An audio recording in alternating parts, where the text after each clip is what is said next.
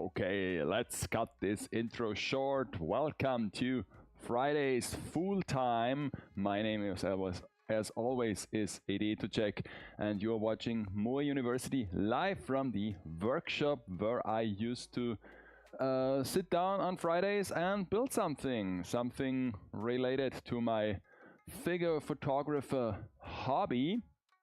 And so yeah, this is what I'm doing today because it's Friday. I don't have real announcements today before the stream, so I guess we can jump right into it. I have a tea as by usual.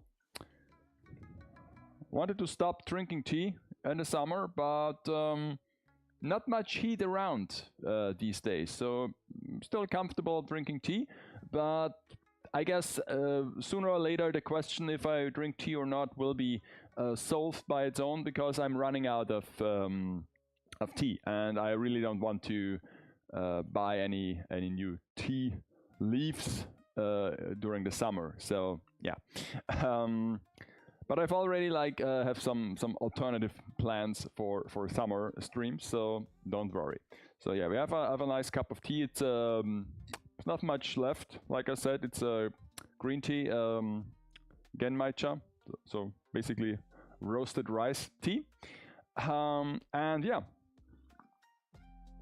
I am still working on a fake or an alternative base for Kompaku Yomu. Now that I've working for this for a couple of weeks and I've already wrote the script for the review for the figure, I memorized her name, so that's a positive thing. Sometimes it's like the same with coworkers. If you are important enough, I will start to remember your name. If not, then wasn't that important. So I can show you what I've built so far. Like over there, I've placed so like this here is the original base. So let me see if I can just get this out of the way. With the like phantom part of her, looks kind of nice actually with this light from above. But yeah, that's the original base without the figure.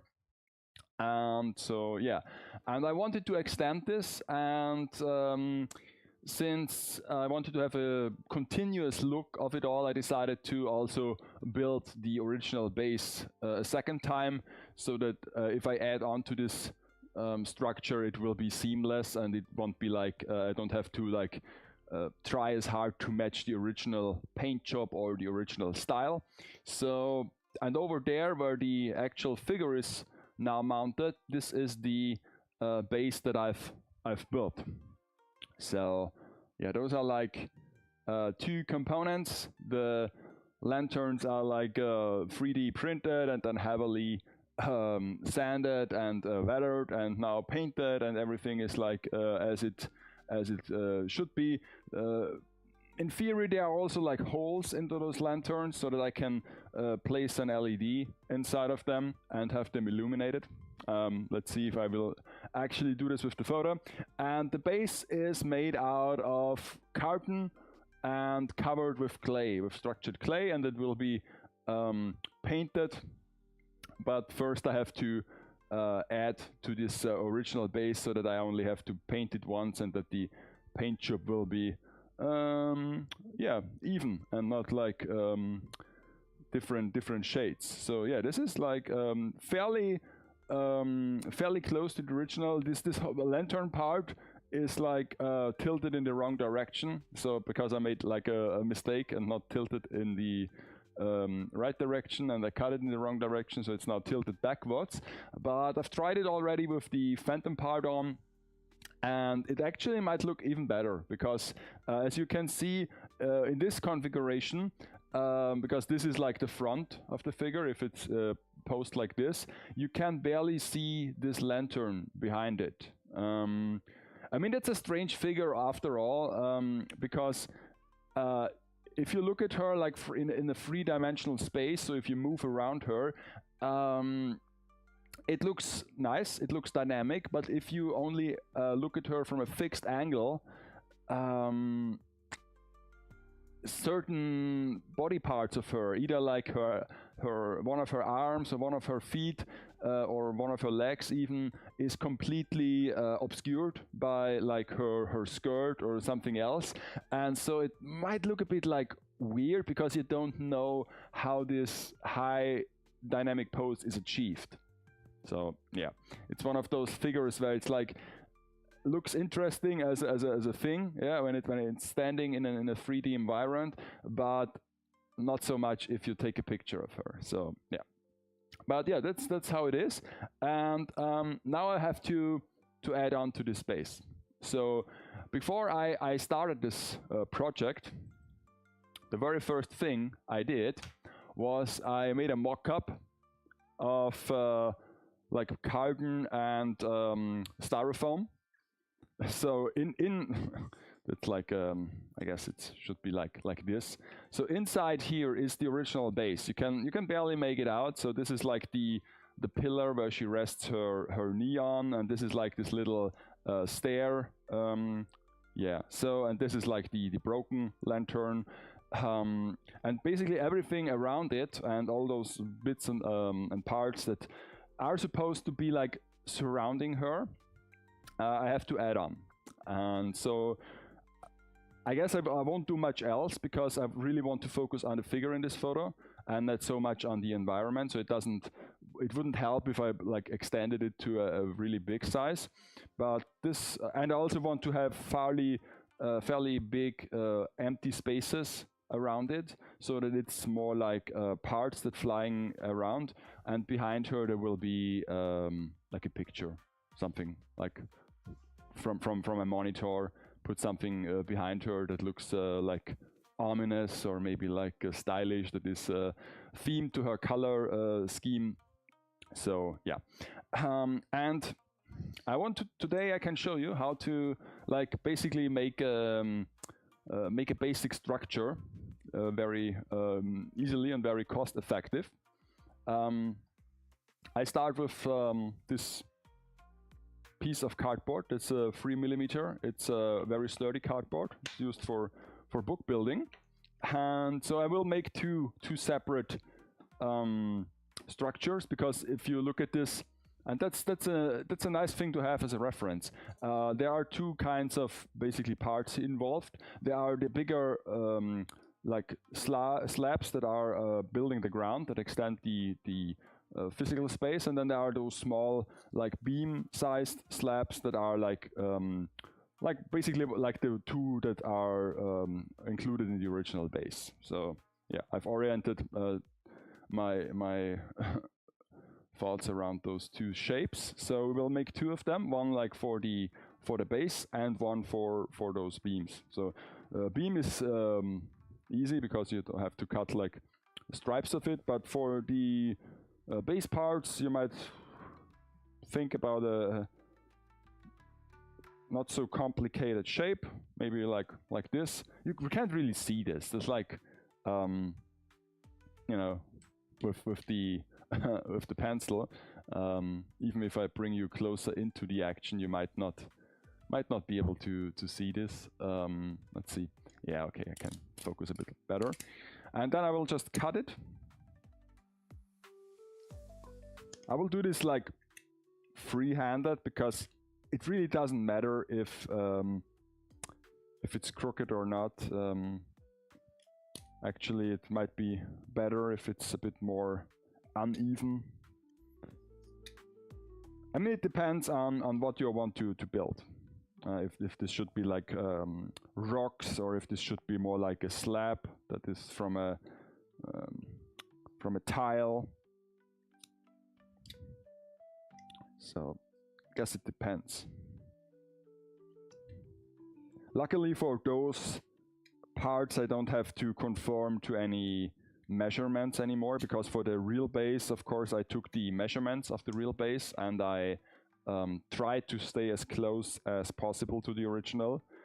First, of course, because it was a challenge to do so, and second, because I wanted to have the figure the figure fits in place. So yeah, and I guess it does. I mean, I did not try it with all the extensions. I did try it with the ghost part or with the phantom part, but I did not try it with the swords attached. I guess earlier this week I recorded the B-roll with the figure, so at least I have footage of her now. Because it's always like not an ideal situation to bring those like scale figures down here in the workshop. Might not be a very collector thing to do, but still. Sometimes I have to. Usually I'm not a big fan of like this whole, you know, pre-posing. Most of my pictures were just like done from memory, so I thought, okay, this has to be enough, this has to be this large, this has to be this size. But sometimes when the composition gets a bit complex, I have to try it first, I have to do mock-ups and I have to do test shoots, but usually I'm not a big fan of those because yeah, it takes some time and it might, yeah.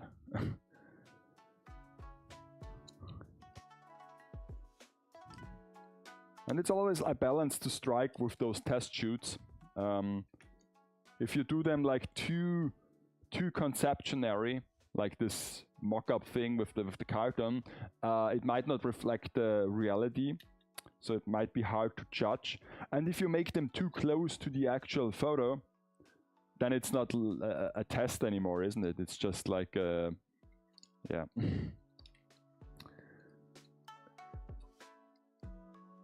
Can do the real photo already.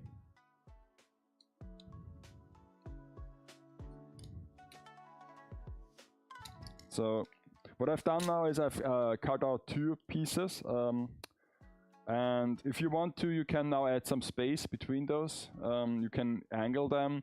You can even, what I like to do is to cut those a bit smaller so that it becomes more like a small hill. But it depends what you want to build. No ID. Okay, so so I guess I will cut this a bit smaller to make a smaller hill, a parapet, or something like it. It's interesting that I still can cut this. Guess it's not so good for the scissor, but oh well. It's a sturdy scissor. So now it's quite a bit smaller, and I can use some bits that I've cut off to add between those 2 parts. This is a real like frugal way to do something. If you have like some excess material, you can use it. Don't have to be the best material, so I will just use a bit of glue. Glue those in the middle.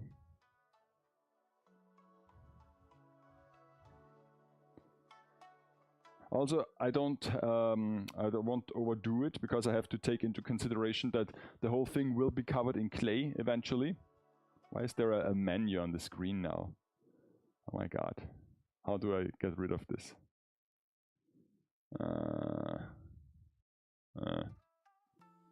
What is this? Okay, I have the menu of the camera. Oh my god, very technical. So, and what I can do now is to get this like in a little bit of a trapezoid shape. I have a thin carton. It can be like basically a bit of a sturdier paper. Most of those things are pieces that I collect from like various sources. Whenever I see a good material, I think, oh, I can use this for my builds. Every bit of cardboard, every bit of styrofoam. Sometimes I see, okay, this is actually nice quality. So I will do so stripes of those. And then I can use some tape. It's not dried yet, but it doesn't really matter. Of course, you could let this dry up, but you know, we are under time pressure, you know.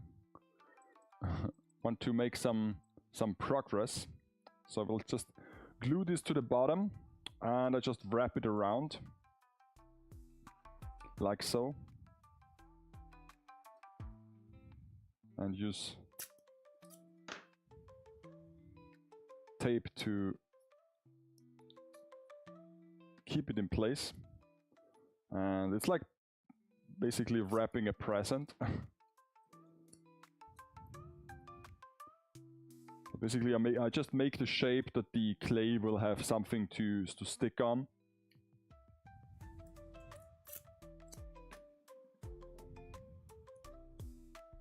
I don't need so much of the clay. Okay.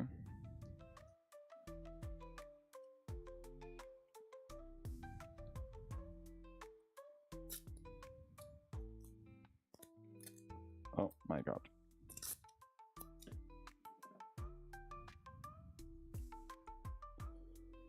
Okay. So I'm wrapping this around.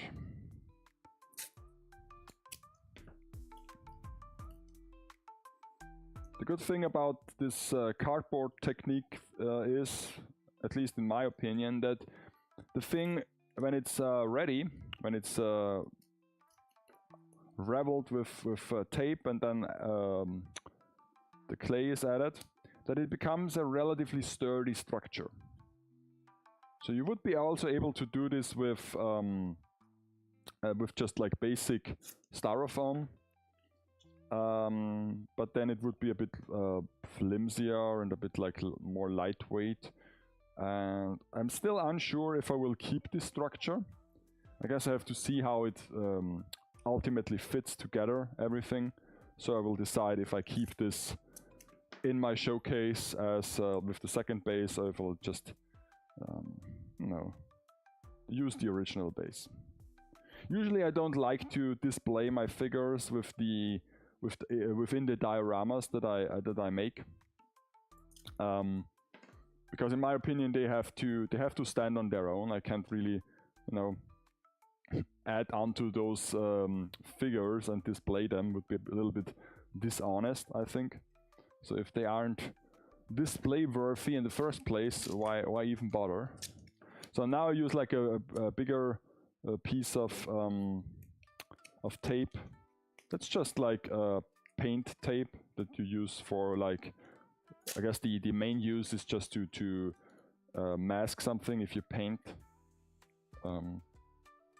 I know real masking tape for model kits is a bit like higher quality, but this is usually what you use for painting walls inside your house. But it holds really well, and I like this texture. And for some reason I now like cover it up with like tape, so that it basically has the shape that I want to make already, so that the clay is only like you know, like a skin. And I also can chip away with my scissors if I'm not fully satisfied. And now we have this little stone-shaped thing. Well, so okay, so this is like the first one that is basically part of the floor, of the base, of the stone base. And now I have this small bit left, and I can make one of those beams. So basically I won't make this free-handed, so I will just use the ruler. Let's see, we need like one. It can have an angle at the end if you want to. I mean, it's just, you know, be creative, do whatever you want with those parts. And then we can use the other side, because we will use two parts. Only have to be careful not to cut myself, because this is the danger with this sturdy cardboard. And you have to be very...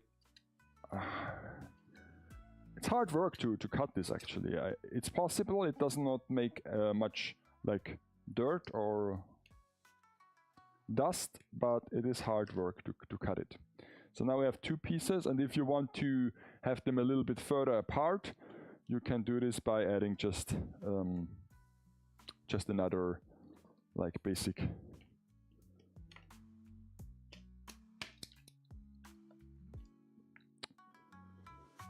something in between. Usually I would use a sturdier cardboard, but I have this here now, so I might use this as well. So are those? Yeah, okay, I can use the one stripe. So now we'll just glue those together.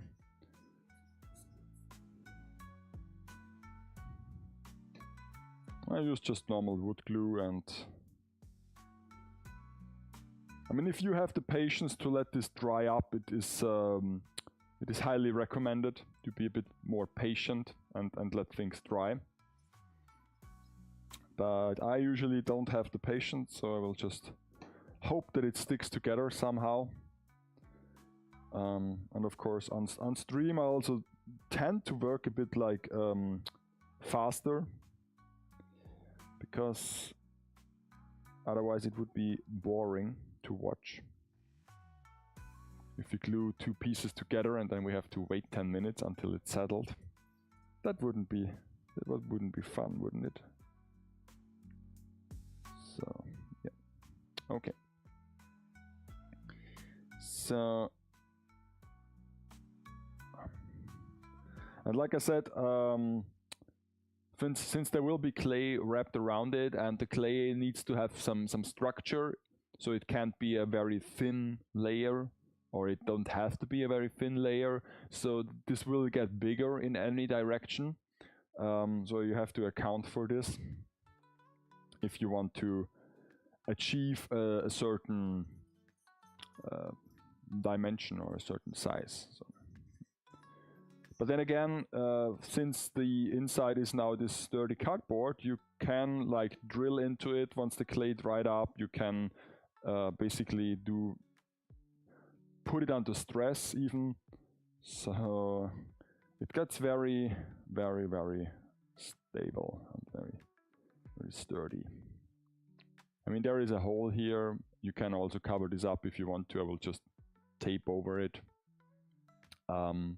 I still don't know how I will put together this base. If I just glue it together with hot glue, or if I'm thorough enough to do it with like small packs, small metal packs in addition to the glue. I guess if I want to use it as a permanent display, packs would be a better option, because then it would be more stable for the future. If it's just for the photo, I will just glue it together, and after that it's doesn't matter if something breaks off. But I already like tried it with the base as it is, and the glue isn't like holding very well, so yeah. I will also add some real stones to it. I will just, take a walk and collect some smaller like rocks and some smaller gravel and add it to the structure because to use cardboard for this would be a bit overkill, and also I can do them like little clay balls, but a stone is already the perfect shape. Lies outside in nature. You want to replicate nature, just use nature by itself. It comes for free, doesn't matter, and I will basically just paint over it. So everything will blend together.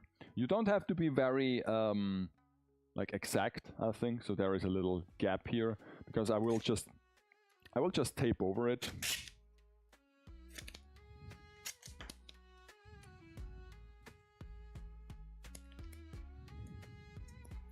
We'll just, with many layers, then you also have to, it also makes the structure a bit more softer, removes the harsh edges. And once again, doesn't really matter how you put those ends together. If everything dried up, you can also like cut something off to make it look more interesting, I think. So that's a plus side.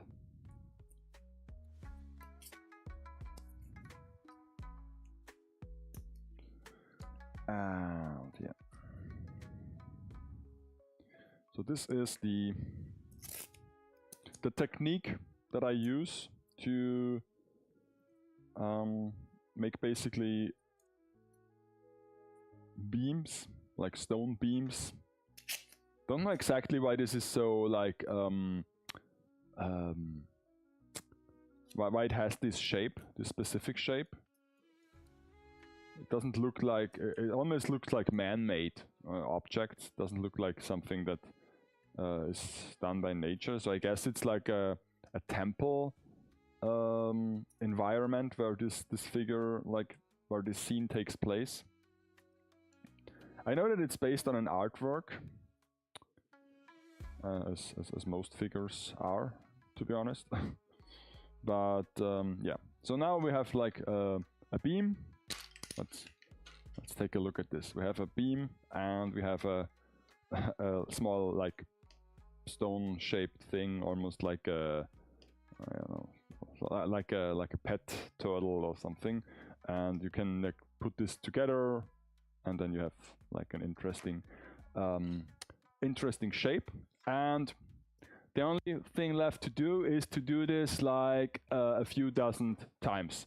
And since like every good like TV chef, I've already made a bunch of them. So yeah.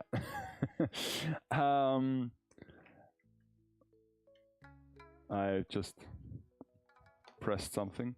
Maybe I should take the keyboard away. So those are like all the parts I made until now, and I guess those are enough. Those have to be enough, to be honest. I did not count them, but let's count them. We have like 2, 4, 6, 8, 10, 12, 14, 16, 18, 20, 22, 24, 26, 28, 30, 31 pieces, and this one has like 1, 2, 3, 4, 5, 6, 7, 8, 9, oh my god, it broke, 10, 11, 12, 13, 14, 15, 16, 17, 18, 19, 20. Yeah, so this is like a third more than there is on display. So if I put this together to a structure, combine it with the already existing base, it should be enough, hopefully. Because if I now stop this process, I would be angry to you know, make all the things and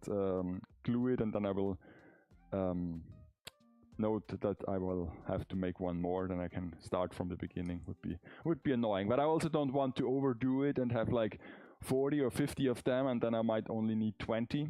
So this is like the exact same problem that I always have, that I do so much of them, and only you will only use a few, and for those I use, you will only see a fraction of them in the final picture.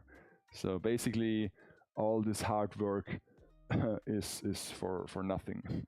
So yeah, okay, so those are the parts. Let's put this away, because I hopefully won't need this anymore soon. So let's just grab all those bits that are waste. And now let's get our hands dirty.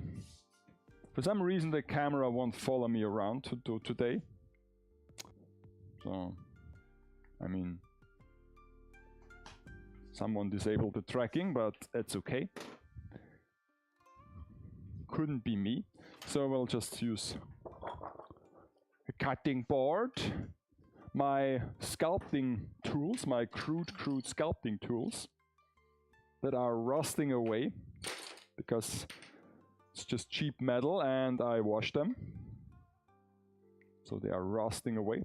Rust, rust, rust, rust. And the clay. Das Clay.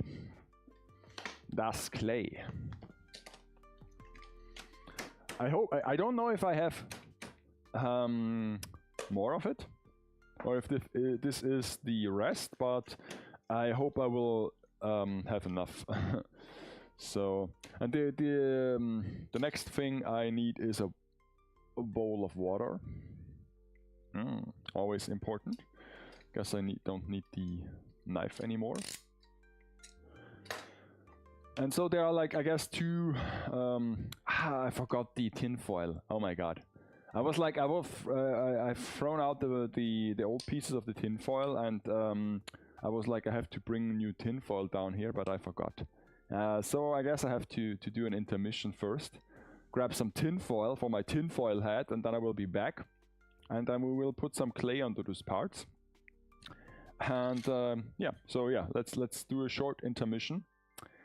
And I'm back in a minute, okay?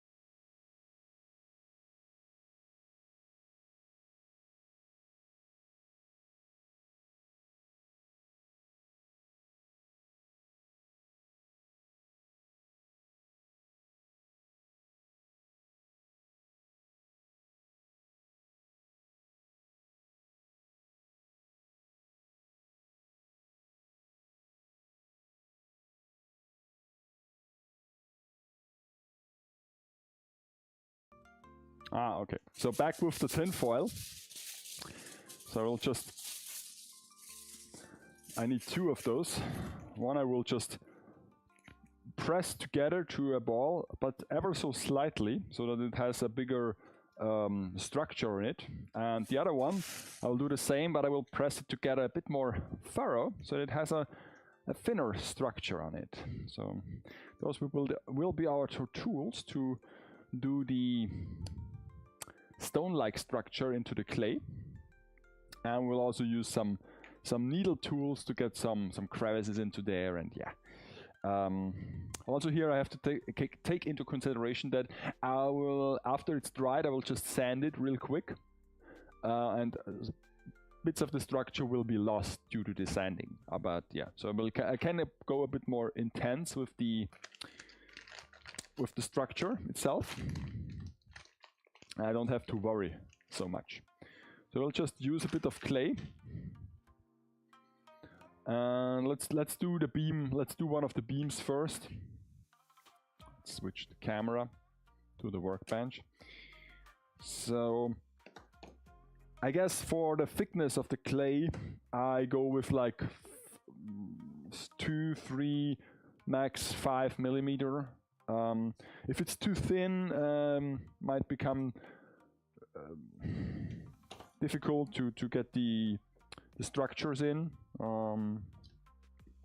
But if it's too thick, it's also a bit wasteful, and also it will bulk up those delicate models. So just you have to take into consideration that if you roll it like this, that the edges are much thinner than the middle part. So yeah. So if you have it rolled like this, you can actually use the tin foil to get some structure into here. Just stamp onto it. Maybe also turn it around a couple of times so that it's not that even. And then we can use the big bowl to make some big bulges in here.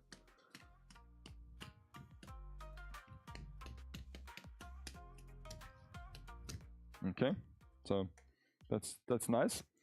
And then we can put the beam on it. And I will just use this little board here and cut it into the approximate size that it needs to be. You can also use like another needle tool when I switch it out for the finer parts. If you have something like this, it's really easy to take the exact shape, and the rest you can also of course put aside and use for the next round.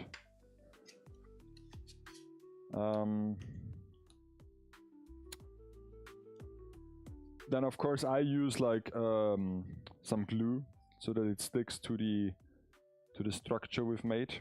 This works fairly well, I gotta say. I mean, the clay by itself would stick to some things, but using some glue can't be wrong. So like this. And then we will do the other side as well.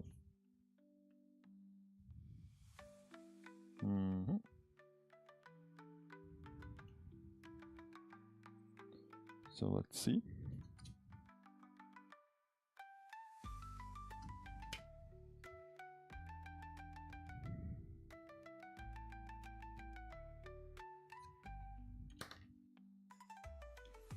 My beams are a bit tricky though, because I guess I have to let them dry a bit on one side so that I can hold it on the other side. It's a bit like painting those things. You always have to hold it at one end, so it might be impossible to paint it in one go. And it's the same with the clay. So you see, it's not really that thick. And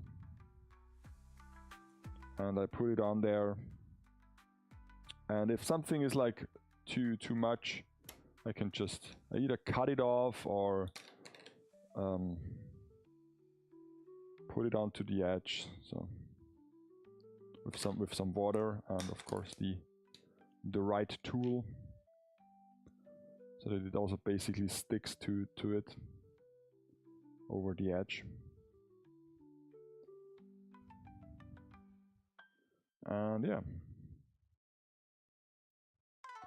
And before this dries, of course, if you want to have some deeper cracks in it, would be wise to mold it now. Of course, you could do this afterwards if it's already dried with some like drills or with some sanding tools. But usually it's easier to do it now, and also way less messier, because if you sand this, it gets really messy. You have the dust everywhere, so yeah. So if you want to add some, now with butterfingers here, if you want some like scratches or scuffs that are a bit deeper, might as well do it now.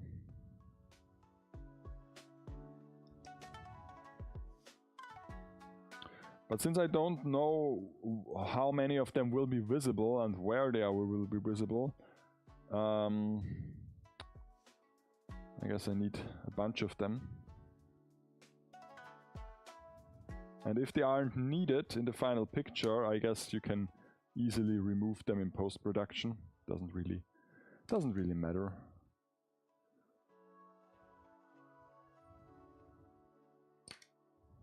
So now we have like two sides covered in clay. Those almost look like things you can eat. Some sort of chocolate bar or like granola bar. And now for the other shape, it's like this bigger one. You don't have to measure it, I guess. Just roll it out and cover it like a tablecloth. Put it over there.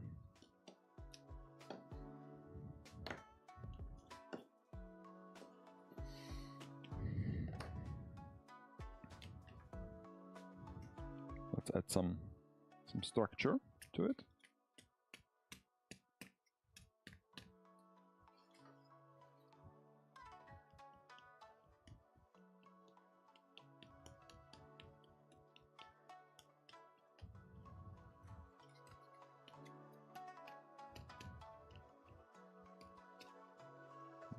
Then we scrape it off the plate, and we will add some glue in here, so that it won't come off afterwards. To be sure about that.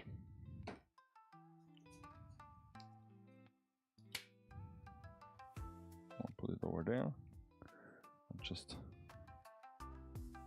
cover it all up with some clay. And if you want to have the backside a bit more even, then I would recommend to cut off the excess clay.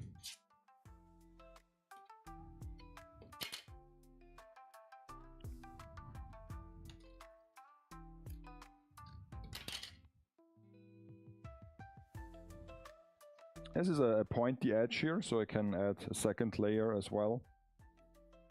Basically, it doesn't really matter since it's stone. It might even look better if we have like some additional layers of clay.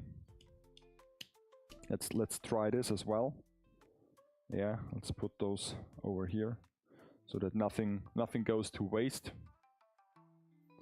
Of course, I can just try to give them a bit more. Make them a bit more even.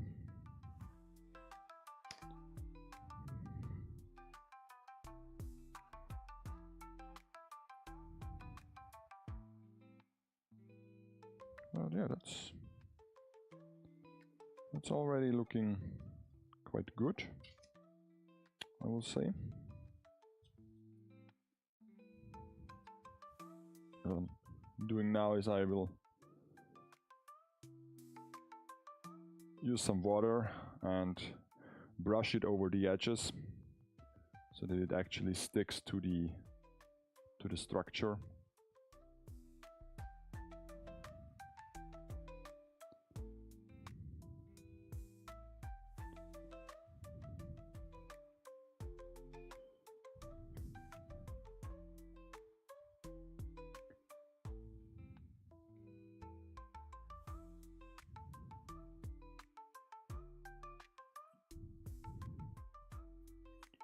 And of course, if you're not satisfied with the texture yet, then you can also add some more once it's applied.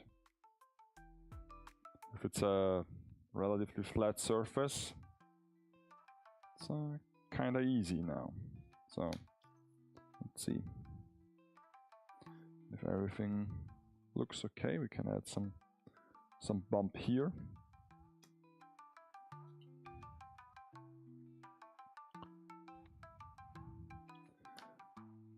Maybe some smaller bump here. Okay, and then let's add some texture to it.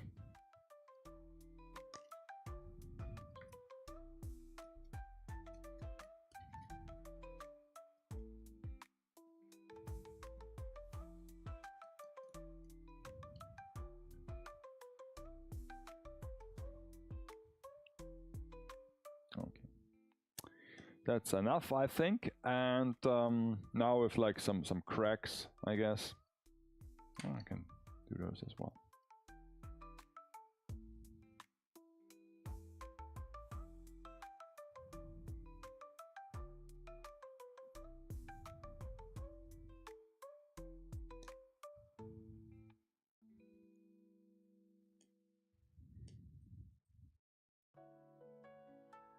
I'm sure if you are a person who is like in nature often, that you might have an eye for those natural shapes and you can reproduce them. But I'm doing just whatever I want, I guess. Don't know if it's aesthetically pleasing or not, but I don't know.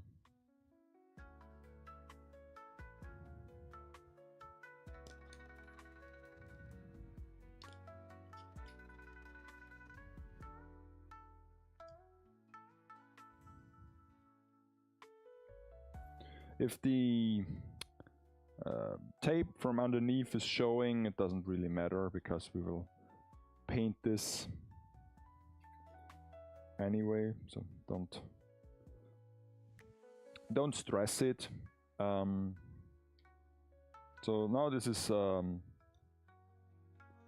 like a pad with some rocks on it. If we put next to the already made base, we can take a look at it. We will now let it dry. At the end of the stream, it might be finished already. A good thing about the workshop is that things dry rather quickly, or no, the opposite. It dries rather slowly because it's so humid in here. But to be honest, I don't know if the temperature has risen for some reason. Huh? Because I don't know if the thermometer is still working, but for some reason, maybe it has to do with like the new garden, and so that it dried up over a year. But the humidity in here got reduced by quite some amount. Because basically, in the winter month, it was dry in the basement. I accredited this to the central heating system that is working, and maybe the pipes that are like carrying hot water, so that it gets a bit more like, I guess the dew point is a bit shifted a bit.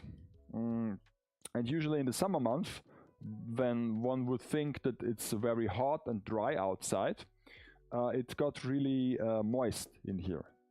Sometimes, at least according to the thermometer, up to like 75, sometimes even like short of 80%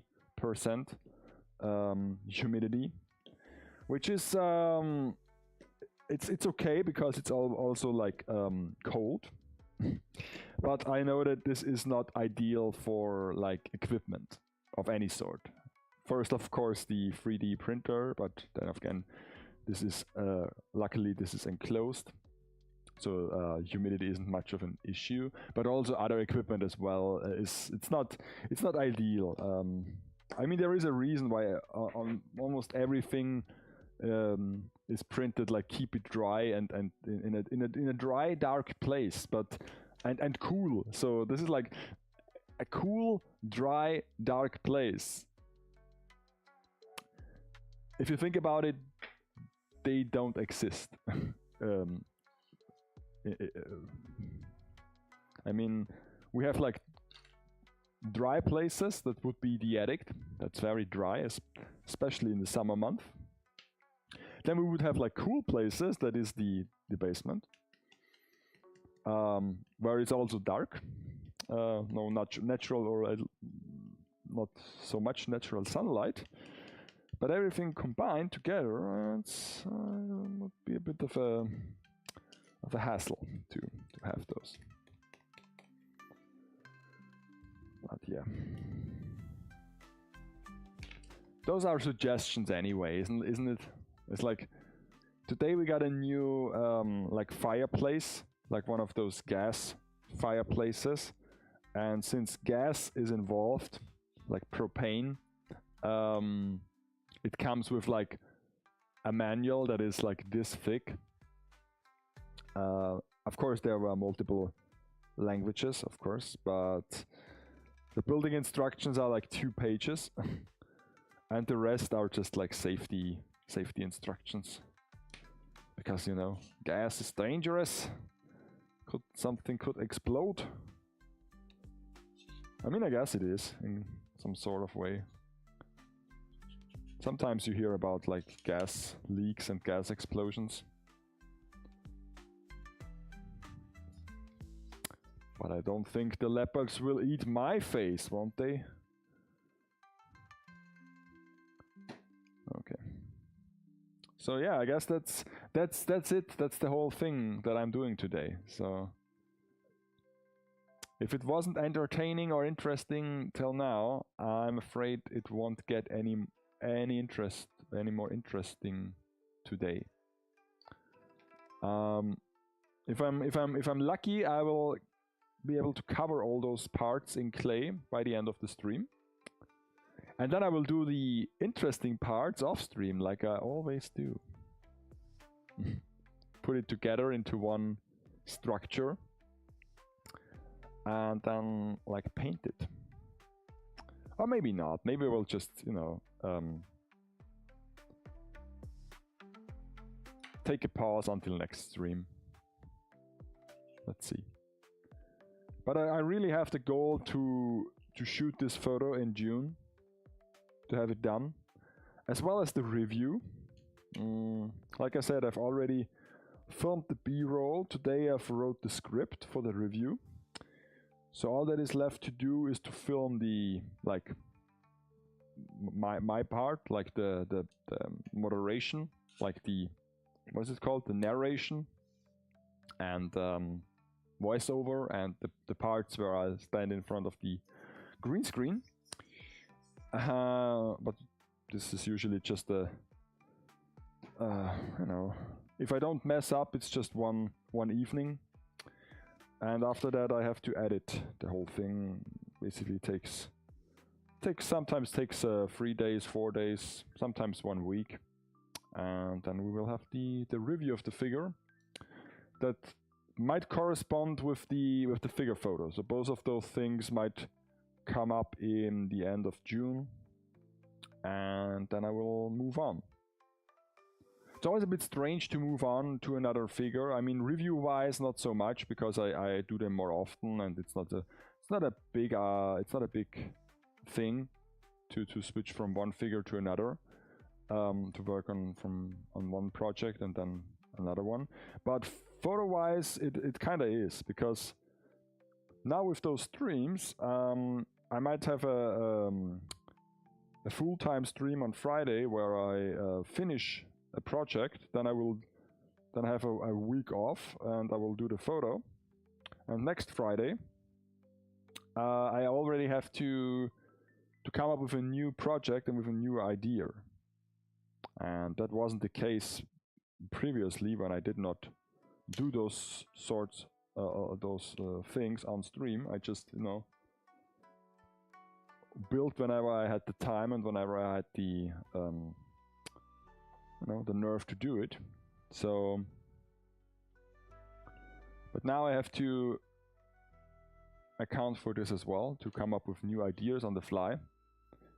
And so basically, when I'm sitting here and working on one project, especially if it comes close to the end, or if a certain point of satisfaction is reached, where I see, okay, this works out. This is just a matter of time until it's completed. This is not a it's not a you know, it's not a question if, it's only a question when. Usually what I do is I just start to plan for the next project, at least in my head, you know? So even if I don't work on my miniatures or my dioramas, usually I think quite often of them, and usually I plan in my head what would be the next step, what would be the next project. And so yeah, I mean, now I have plenty of backlog of figures to choose from. So that's a thing I also did not have when I was in Vienna. Usually I just had like maybe some older figures, but nothing like brand new that I want to work on. But nowadays I have quite a few of them, and so I can choose what to do. And usually there is one project that interests me, and so I will do that.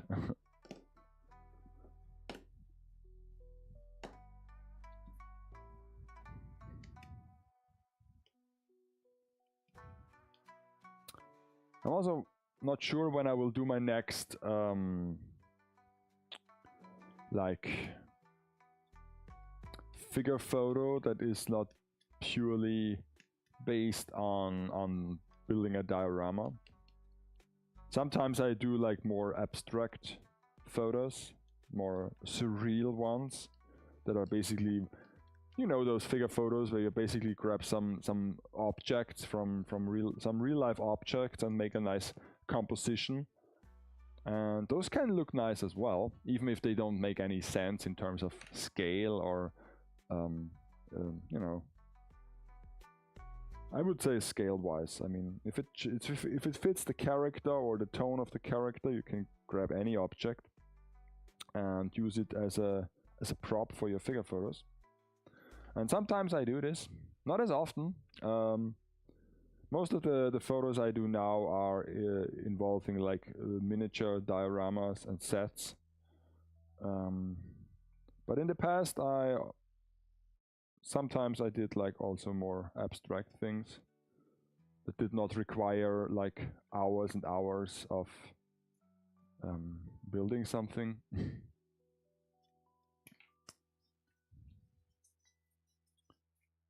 And I'm also thinking about maybe showing you the taking of the picture this time as well, to stream this on a Friday, or to do an extra stream maybe from the studio.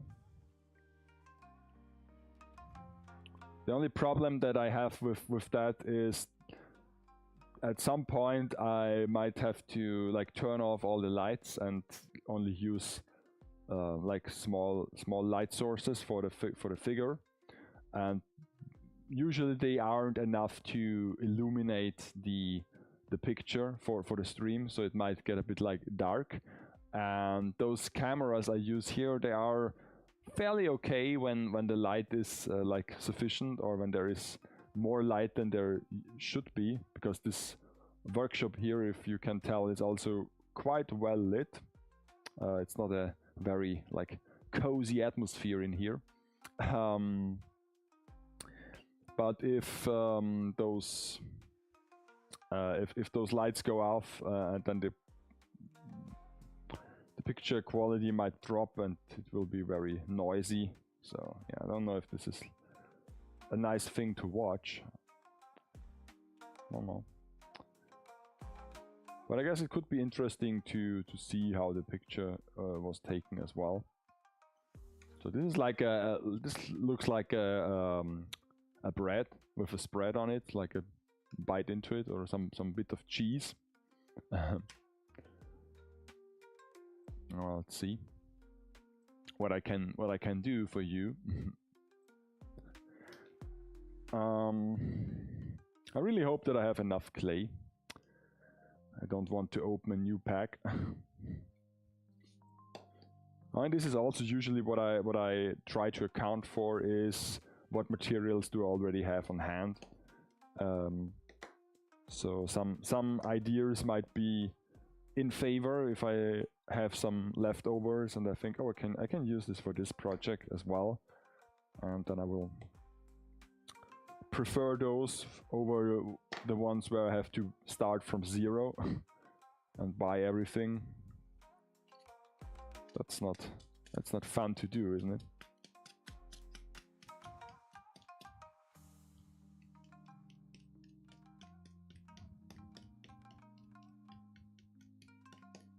Because usually I'm not a big fan of spending money. I know that's an interesting statement to give as a figure collector or in this hobby, but yeah, usually I don't feel great about it. Don't have like buyer's remorse. Hello there, welcome.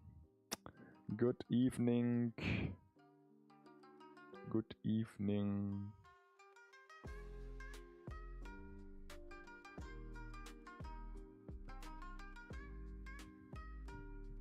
So this is like cutting like this.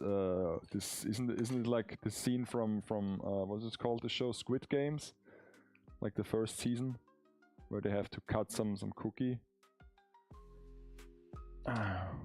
Never watched it though, but I've don't have to be sorry for being late.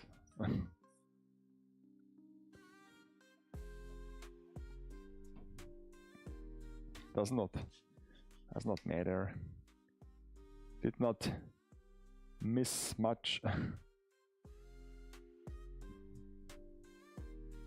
Basically, I'm in the midst of doing all the other rebel parts. Rebel for the new base, because the main structure is already finished. Looks quite nice. Almost like I had some sort of reference. And now I will add to it, so that I can hopefully make the picture in June. I mean, it's 5th of June. But if I'm not careful, the month will be over again with nothing much achieved, so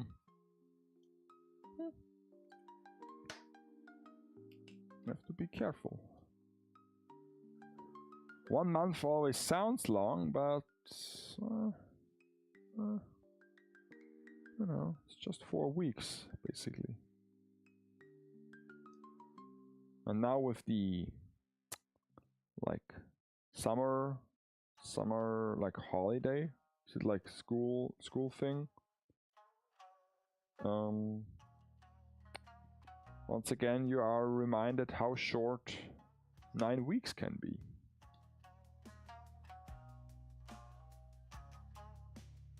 But to be honest, like this like whole school summer vacation thing, 9 weeks felt very long as a child. It was like really long. I did not mind going to school after the summer vacation either, but it felt long.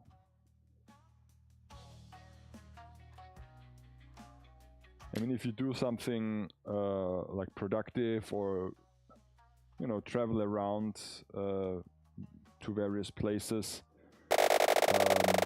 9 months might even be long for an adult. Oh, it's the garden again. It's the last time that I will put the garden on the board. But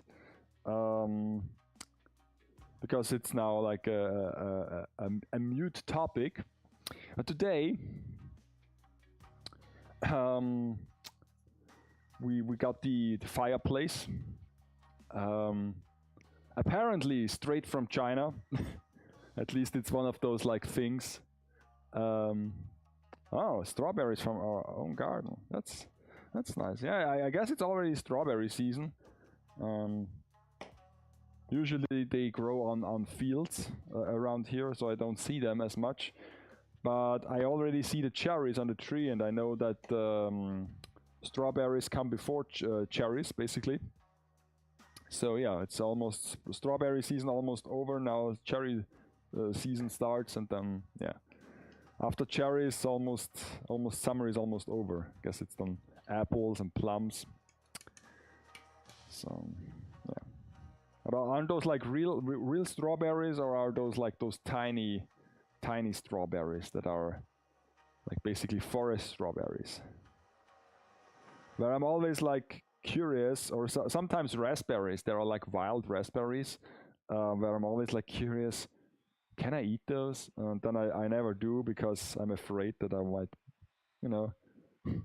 I'm not a big fan of like eating things that are growing in like nature or like in the wild, because might be not edible. I'm not well versed in those topics, so that's also the reason why I don't like collect mushrooms, because first of all, I just buy them. Don't want to be a hunter-gatherer type, you know. We've left those those activities in the past. And also I don't know what is edible and what not. I mean, basically every mushroom is edible at least once.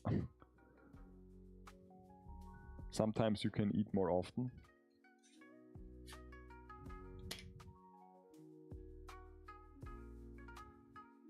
But last year we took a hike in autumn and we found some like really strange looking mushrooms. They weren't edible, I guess, because usually it's a good indicator if they are like in plain sight on the side of the road at the very public trail, then it might not be edible, because otherwise someone would have already picked them and, you know, consumed them. I also don't have like any like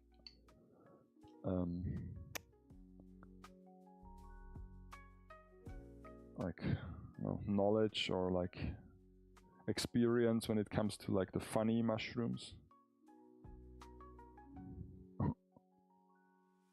But I have seen like those starter packs of mushroom where when we went to the chocolate factory, because they had those as well there. Don't know why, but maybe they use them in some of the chocolate bars.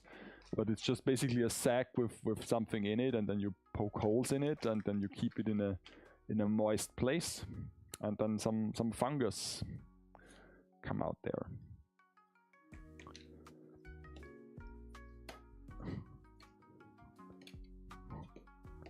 And also now in the garden we have some fungus as well, because we water the grass quite a lot these days, because we want to have it look green and fresh, and now it's fresh grass that is planted. We need to water it constantly, and so some fungi is starting to appear in the grass. Don't know if those are edible, but I guess not. But yeah, today we got the barbecue. No, not the barbecue place. It's just a fireplace. And yeah, it's one of those like Chinese things where it's like basically not as advertised in some places. It even had like a build issue where one of those holes were on the wrong side of the pillar. Very strange. Did not really matter, but was kinda interesting to see, because all those parts had like numbers or like letters to it, and you had to put it onto the corresponding letter of the plate, like basically like a table with four legs. So there was not an issue that I misbuilt something. It was just basically the hole was on the wrong side. I guess they just included two of the same legs. But yeah, that's the thing. Some of those items, they don't have like real quality, but then otherwise you can't get them. This is not a question of money. It's just a question of availability. I mean, no. It's not like, oh, I will spend more money and then I will get a better product. No, that there is no better product available. It's not like some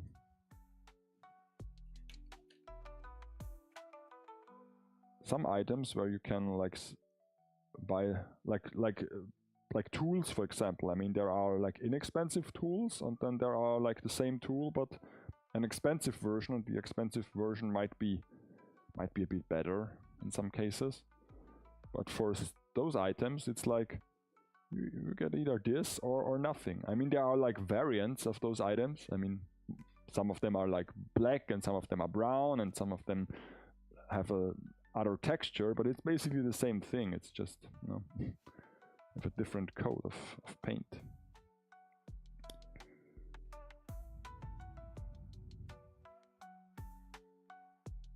So there are quite a few design flaws with those, I would say. Some of them are pretty strange, because it's like it's for outside, but then it's not like water resistant as much, and if there is like a bowl inside where the stones are, where what's it called, the volcanic stones, and those have no holes. So if there is if it rains, then water will accumulate in this bowl, and then it's just strange.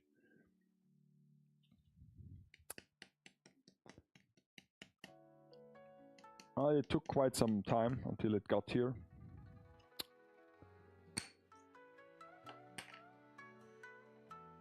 And all because I don't want to spend the time start a real fire from wood. Like some sort of caveman. So, oh no, there is a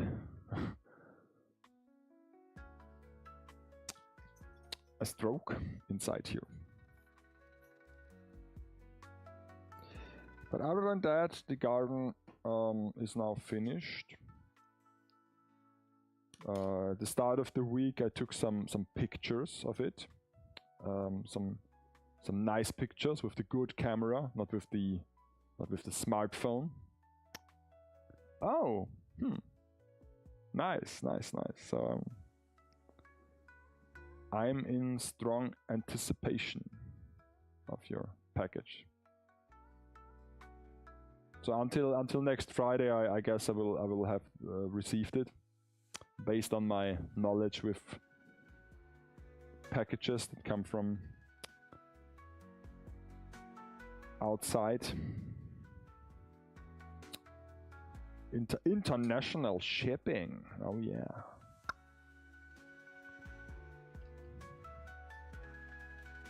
Funny enough, I received a package yesterday when it was a public holiday, so that was interesting.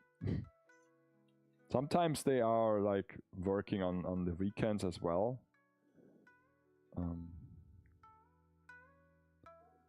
And most often those things that you don't really need and that you are not really anticipating, they will arrive very quickly. And those things that you are have to get in a hurry, sometimes because you need it really really urgent, or sometimes because you want to have it really quick, those might take some time. So it's always the same thing. If you wait for something, it feels like an eternity, and sometimes it will take even longer. DPT, yeah, DPT is no, DPT is it's like a carrier, like a separate carrier here as well. So this is, I mean, those are all sub companies that do the delivery, the last mile, but at least it's a separate entity. Because if you ship it via DHL in Germany, it will basically be handed over to the Austrian postal office, which isn't a bad thing, because those are the most I guess the most well-liked transport courier or service. DPT is actually, I guess, one of the least liked delivery companies. It's like the World of Warcraft of delivery companies. Usually when delivery companies get bad press, it's also most likely DPT. There is a hit piece for of them at least once a season. Usually around Christmas, they send in some undercover agents and have those work conditions unveiled and a report about them. Funny enough, the DPT is partially owned by the company I work for, so. But I did not have any problems with them in the past, at all.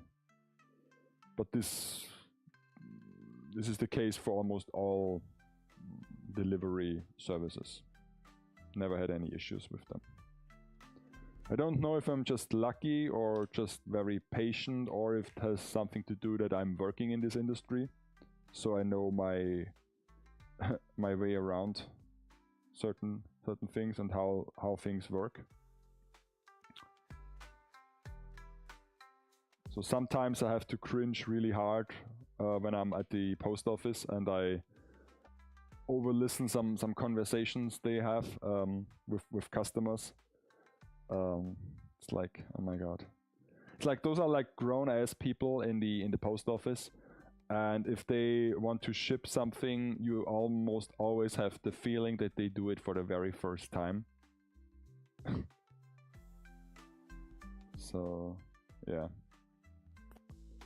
Very, very strange sometimes.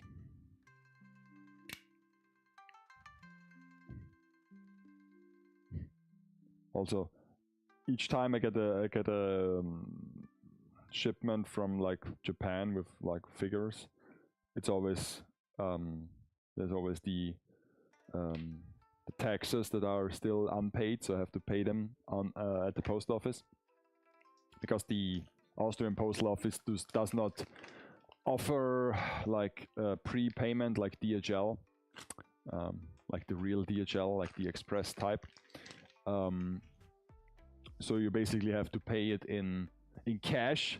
That's a real thing. If the postman, yeah, if you catch the postman, which most often I don't because I work during the day, but if I catch the postman and he brings one of those packages with customs on it and with like taxes on it, I have to pay them in cash.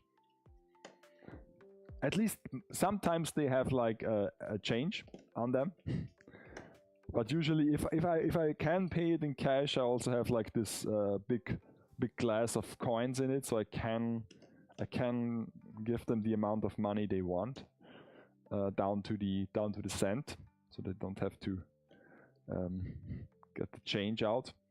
But yeah, it's still annoying. I don't know why they have no like card terminal on them. I guess not many people like receive like customs shipments, especially around here. I don't see this as a thing that happens often. Yes, no, I'll have a bit of change. I mean, if you like, if the amount is like 1573 and you give them like a €100 bill, that might not work. But yeah, I don't know. Of course, I also can't blame them that they don't have change, because I would not be happy to drive around with a ton of money. So, but yeah, I don't know why they don't use like card terminals.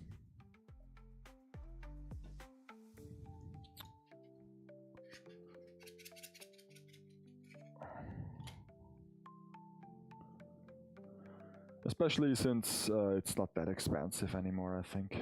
I mean,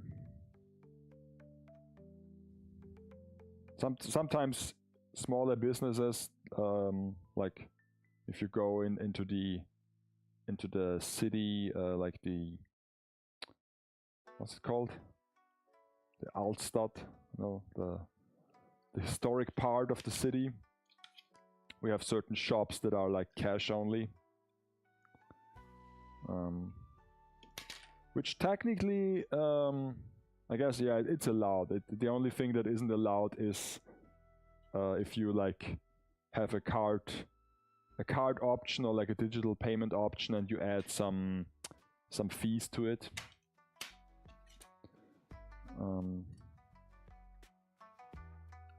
But yeah.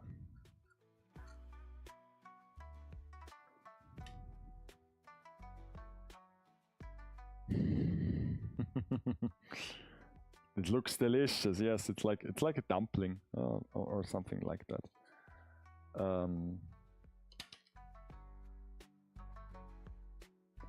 I guess it's like bread, like making some rolls, some bread rolls. Oh yeah.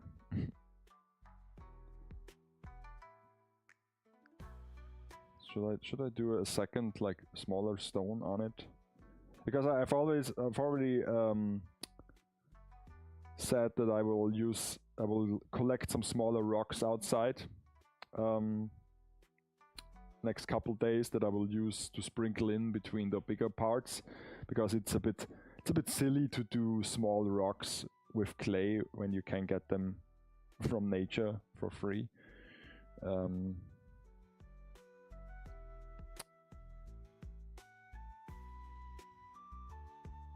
I mean, for this thing, I could also have used some bigger stones. Usually the ones that are like for the railway, that are on the railway tracks. Those are like pretty interesting stones. I guess they have kind of unique properties because of they have to dampen the wagons of the railway. So if you look at those stones really close, they are kind of interesting looking. Yeah, cookie. I've never like baked a cookie.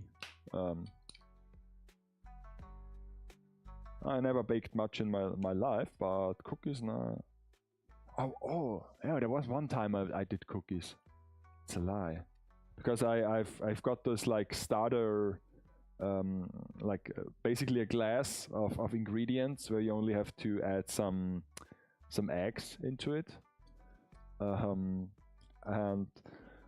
I did this like at a friend's place. Was one of the first times that I visited her, and so I was not used to the equipment, and for some reason I like did the dough and I've rolled them onto a baking tray, and then I opened the oven and basically I just turned the light on and set the what is called the mode, like that that's hot on the upside and on the downside, but I did not choose the temperature, but the light was on and also the fan started to spin, and after like a certain time I was like, why is it not like making any progress, until like half an hour or like 40 minutes into it we found out that the oven was not like actually like producing heat. So yeah.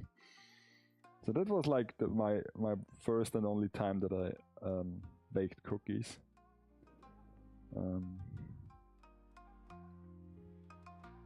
Sometimes I do like brownies, because it's fairly easy. I don't have to like make separate little pieces of stuff. It's the same with Christmas cookies. I mean, those are lovely, but those are also a ton of work, and luckily the baking is done by my mother. She's quite into it, so I don't have to do it. Also would be overkill. So yeah.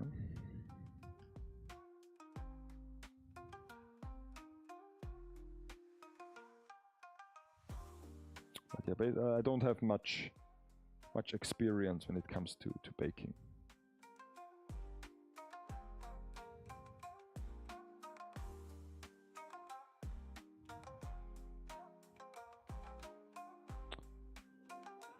So yeah, but the pictures of the garden I took, they turned out pretty well, because I used a big camera that I even had like, I had to like order the big camera, because my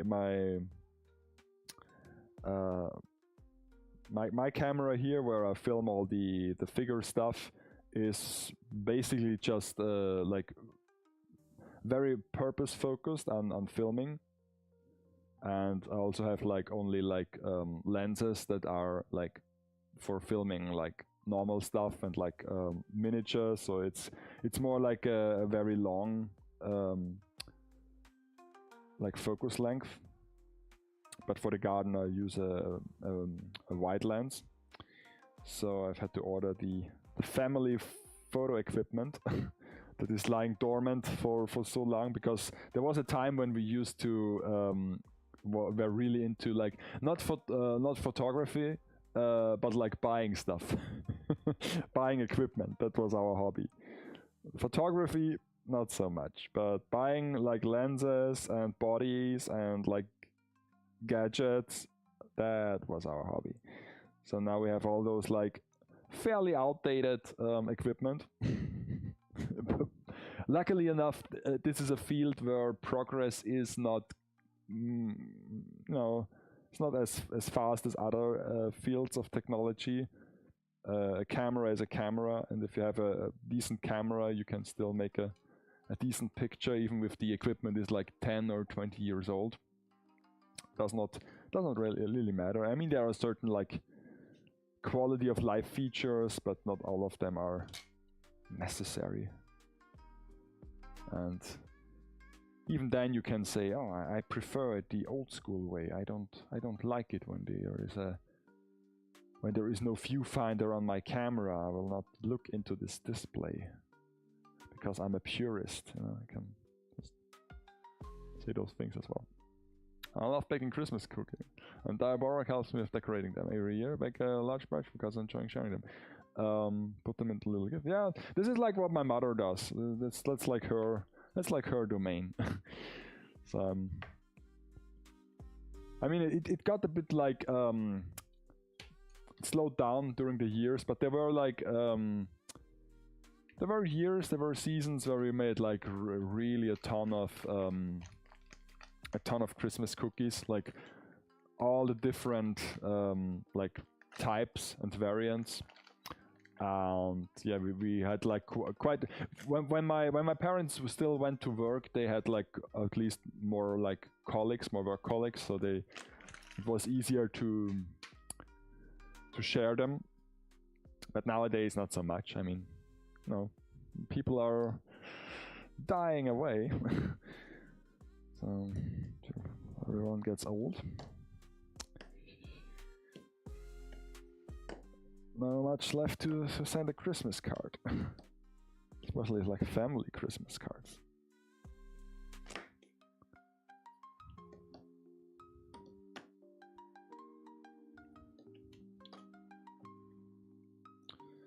So yeah. That's like a fairly standard piece. I don't know. It's like more like a Lego, like a wrapped Lego thing. Yeah, they sure do.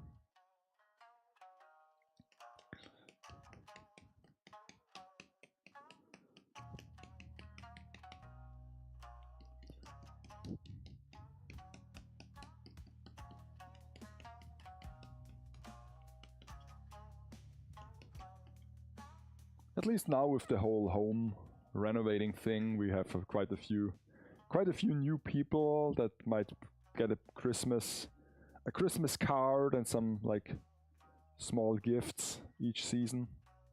People that help to shape this place, so to say. Where is there's the clue.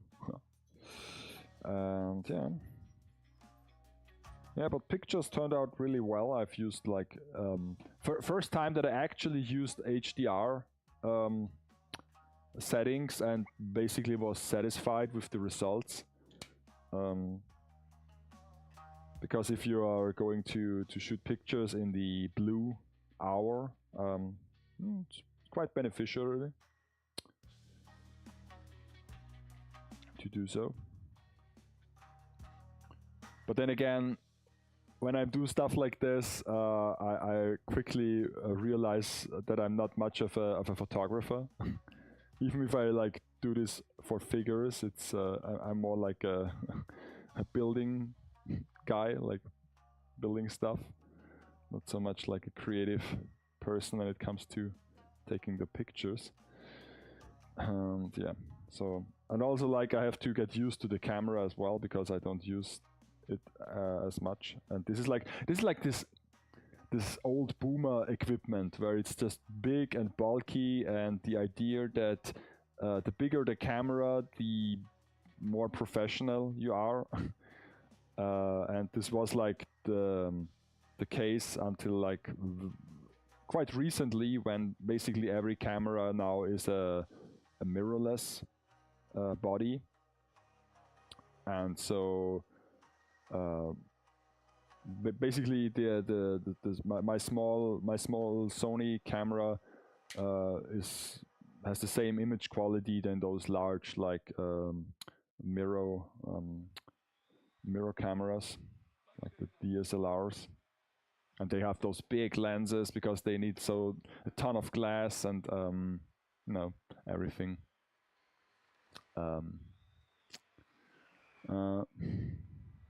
The same old man with big cars. Yeah, I mean cars are like,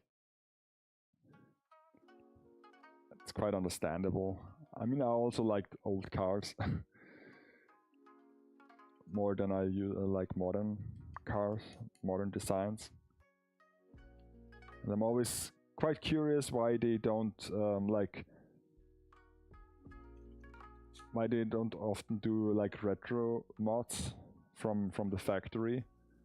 I assume because of safety regulations, but sometimes if they do some now there is the new Renault 5 that was quite a fuss, for example, and I only know this because we at some point had a Renault 5 as a car. It was like a really tiny car back then, and now the new one, it looks okay. I mean, but sometimes, especially for those like beloved older cars, I don't know why they don't do the exact same body style but with modern interior. But like I said, I guess it's some safety regulations. You can't do this anymore.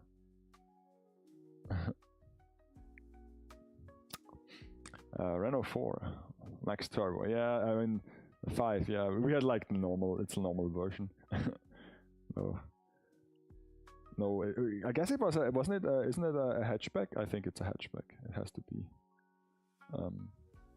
So yeah, performance hatchback is a thing. Yeah, of course. But Renault 5, yeah, was. I mean, those were like the days when you could when you had a car and hot hatch, yeah. And could basically like take care of it and completely repair it and like dismantle it. So my father, like at some point we even like, I mean I wasn't alive back then, but they told me that they basically changed the color from green to red at some point. Did it by their own, like sanded the whole thing and like put on the paint job. I mean, in terms of today's standards, it might look a bit amateur, but still it was possible, and you did something like that back then.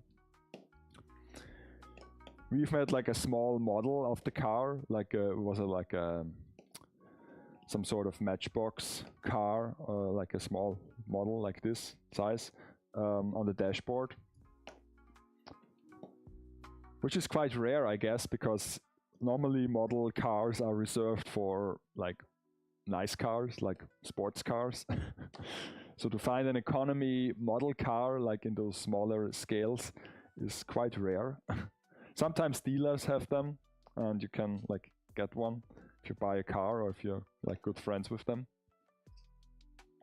But usually it's only for special cars.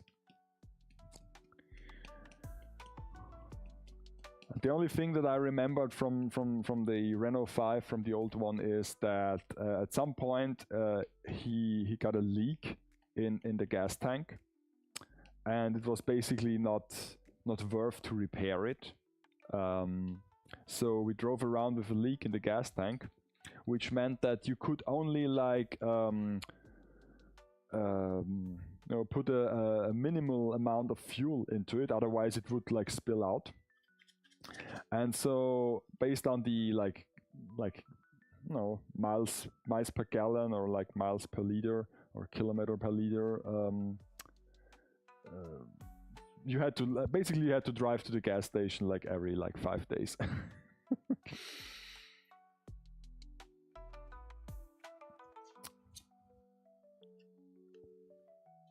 yeah, but I guess that's the one thing with like new cars, that is quite the benefit, that new cars don't break down as often anymore. Might have also to do something with the fact that people don't use their car as long anymore as they you know, tend to. Because if you take a look around on the streets, you rarely see really old cars on the road. Like really crappy cars, you don't see them as often anymore.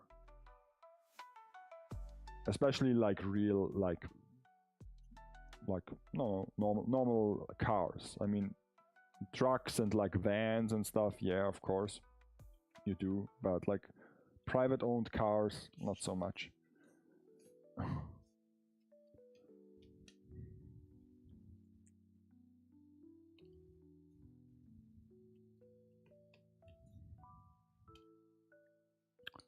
And also the regulations are pretty strict. You have to check even a new car, you have to do services and like get the checks, the yearly checks. So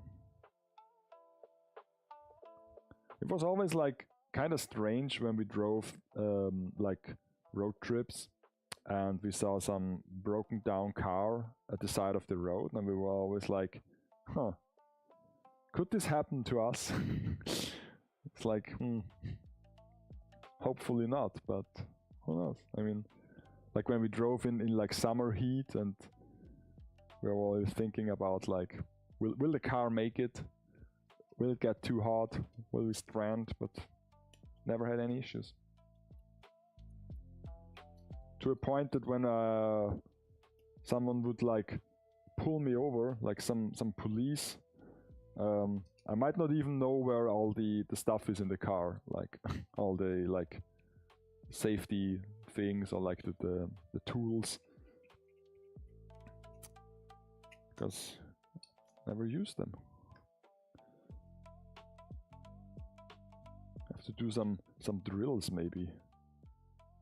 Nowadays I don't have a flat tire on my had a flat tire on my bicycle for quite some time, so it's also like if you have a flat tire and you have to change it on the side of the road on your bike, it's always like, I don't know. Technically I know how to do it, but it's always like the first time you do it, because it happens so infrequently, like maybe once or twice a year, that it's always like almost like a shock. If you do it like constantly, if you train for it, maybe like some military stuff, then you get accustomed to it. But if you get a flat tire every season, then every time is the first time. Then I also have like those gas tubes that you can use to get some air into the tire, and of course you don't want to use them because it's a hassle to use them, and also they cost money, at least a bit.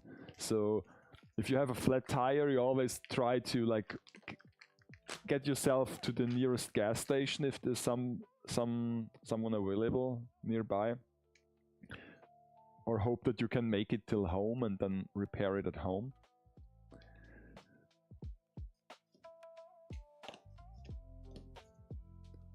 But luckily, I only had those things with the bike. Never with the car. Never have I ever had a breakdown at the side of the road. Usually those always also happen at the worst time, where you can't like really need it, or don't have time for it. Especially if you are like me and only drive if you really have to. So I guess it's annoying anyway, but if you are like on a weekend tour and you have some malfunctioning, you might be a bit relaxeder as if you drive to work and you're already late.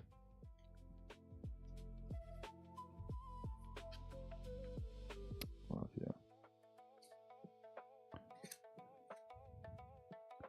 Interestingly enough, despite like a really crappy winter and now with the whole garden, I had to like use the car more often to transport things. I still have a couple kilometers that I drove less than last year. Because last year I drove like quite a lot with the car actually.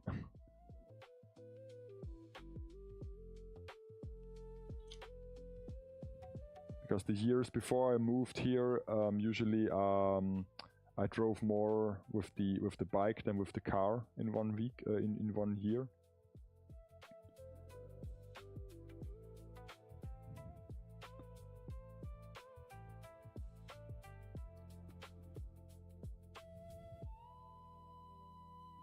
But then again, if you don't use the car,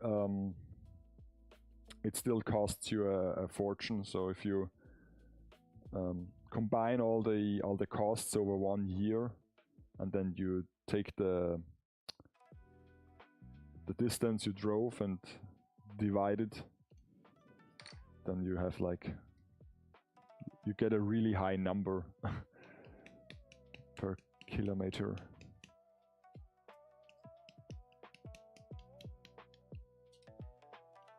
But if you drive it a lot, then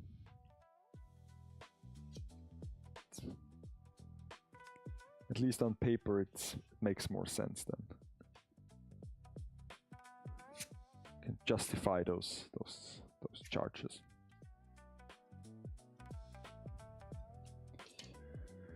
But yeah.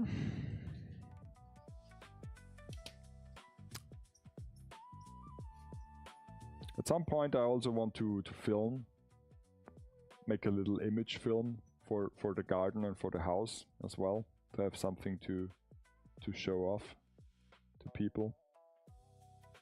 Or even to like have memories how it looked when it was like fresh.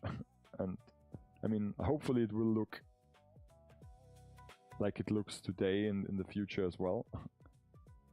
Might even better if everything like grows. We have this one like place where we planted lots of flowers and like more of those like insect friendly things, like things that bloom and that are a bit more like nature like, so to say. And you can really like watch them grow. It's amazing. Would be cool to get a camera and like point at the camera and film it, and then have a like speed it up the footage, have some time lapse, because it's always like those videos when they film a plant from like nothing, like they put the seeds in the ground and then the plant comes out, and then you see a plant like grow. That's always kind of freaks me out, because you're not supposed to see this. It's like you see something that is not meant for your eye. This rapid movement, because you always think that a plant is like does nothing. It's just standing there, and it moves so slow that you don't recognize it. But if you make it visible, it's a nice thing that we can do stuff like that, isn't it? I mean,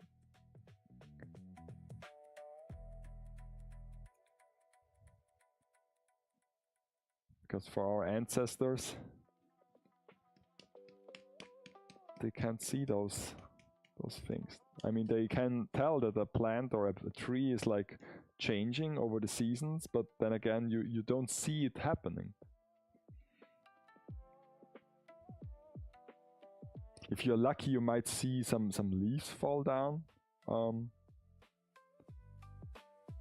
a tree. I mean, of course, in autumn it's more likely, but now we have the one tree that isn't doing so well, and there are tons of leaves each day on the ground. But if you stand there and watch, he won't move. He will not drop any leaves. So it's like like a peekaboo situation where you once you turn its back, then he might start to move.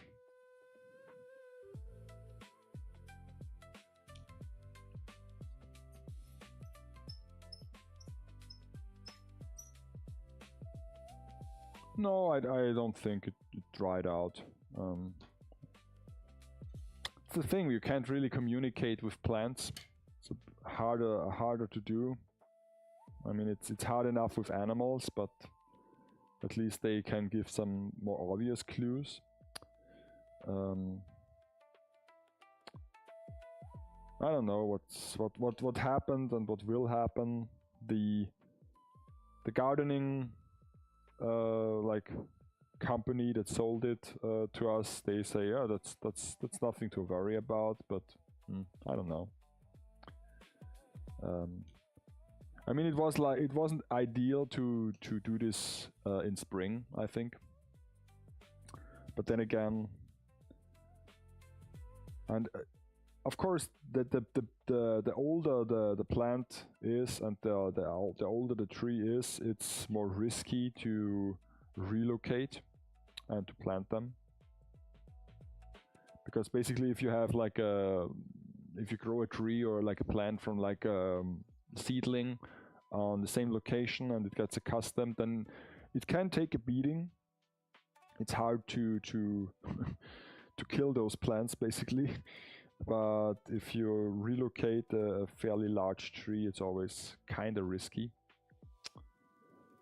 Wasn't there like this story where they relocated this really old tree from like Alphabet headquarters or something like that, and shortly after that it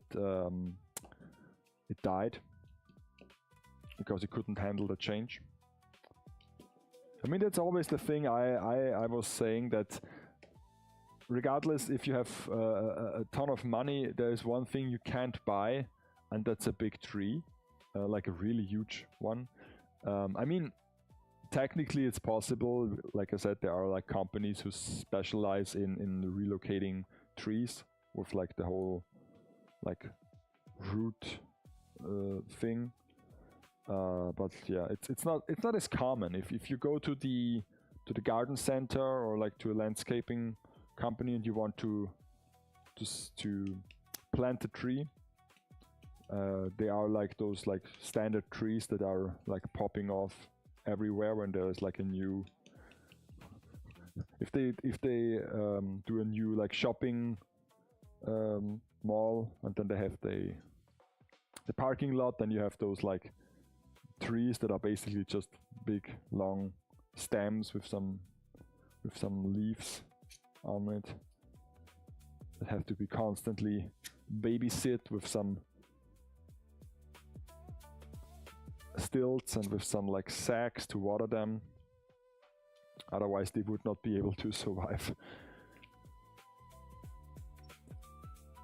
But yeah,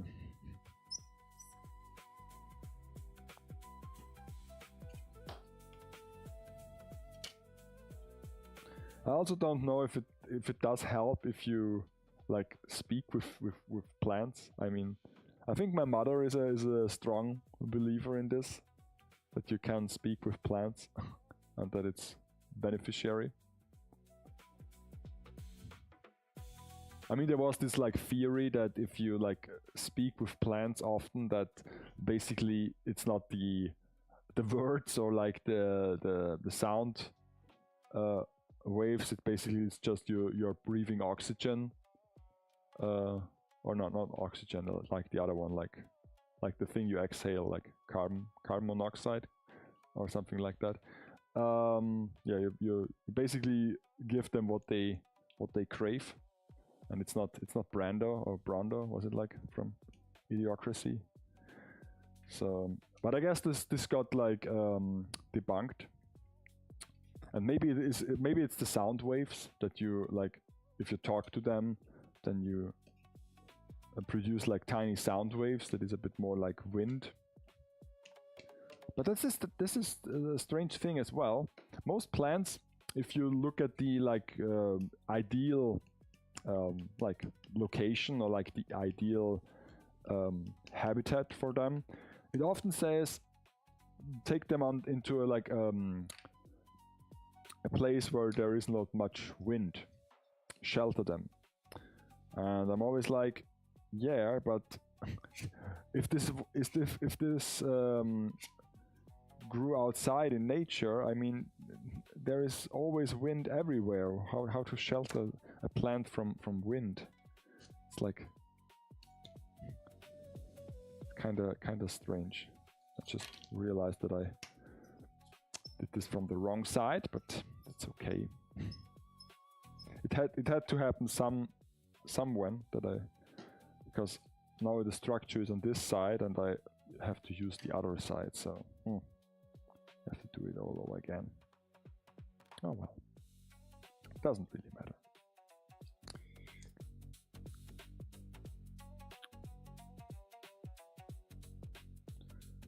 But I guess it also helps if you check on plants constantly, like, or more often, so that you can spot some issues like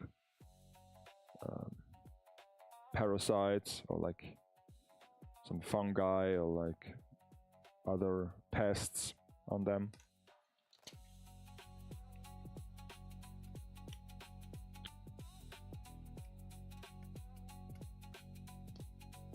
And I'm also like a strong believer that you can't really kill a tree or a plant from above. If it's like if it's healthy, you can't really like you can cut it, you can chop it down. If it's healthy, it will come back. So you can only like really damage it from the roots. And that's the part you don't see because it's underneath the ground. So if something to the roots happen, it's a bit harder to pick up on. So classic example would be if you water them too much, especially like in a pot, and the roots rot away, basically. Hard to spot this from above.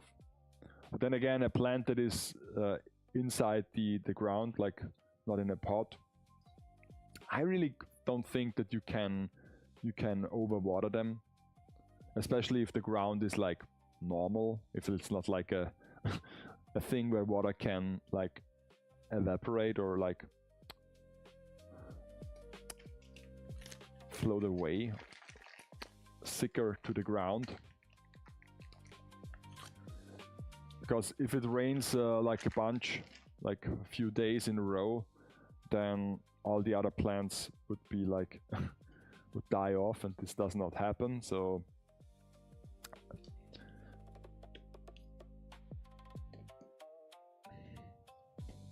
but lately I've noticed that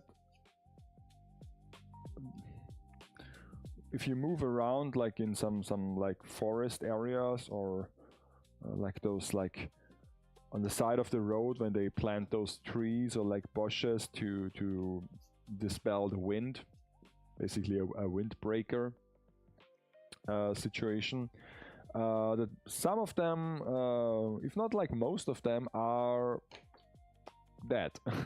So there is winter and the trees have no leaves on them, and you think, okay, it's winter, it's normal. But now then spring comes back and it doesn't get any leaves, and now it's summer and it still has no leaves, so presumably it is dead. And I've noticed this quite often these days, that some trees are just dead, or at least partially dead. So if you have like a really nice big tree, still sometimes parts of it like just die. Apparently trees have like a lifespan as well, or like plants in general, but sometimes it's so long that you don't really notice it or really care about it all.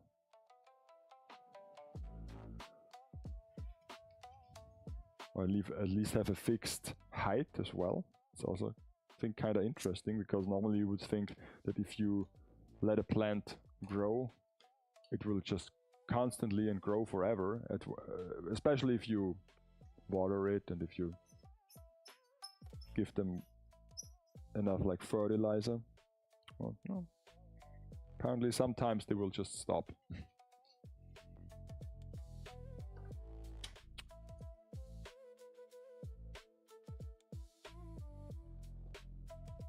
It's also kind of strange how to determine the age of a tree. I mean, yeah, you can like count the rings, but then again, first of course you have to chop it down to count it, and then again, I don't know if this sounds like so easy. You have to count the rings, but have you ever like looked at some like freshly chopped down like bigger trees when they have to do it for some reason at the side of the road or something? It's hard to count this. It's not like that they are like labeled with 1, 2, 3, 4, 5. It's just you look at this stem and you think like maybe this is a ring and maybe that, and I don't know. It's not so easy, I think, to count the rings. It's like, yeah. But sometimes when I see a really old tree, like one of those, we have some of those around here that have like this, like basically a stem that is so massive that it's almost like the width of a car, or like it's really massive things. I wonder how old is this tree? I mean, is it like 100 years? Is it like a 200-year situation? So it goes for smaller trees as well. I mean, the one that we have now in the garden, we think like, how old will this be? Is it like 10 years, 15 years? Oh, yeah, have a great night, Barborg. Thank you so much for stopping by. Looking forward to your package. I will let you know once it arrives, and if everything goes well, I guess I can show it off next full day, next Friday. Have a great weekend, of course, also, because it is Friday.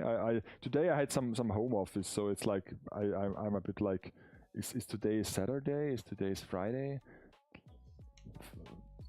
Thursday was a holiday as well, so I kind of like, do I have to go to work tomorrow? Can I sleep?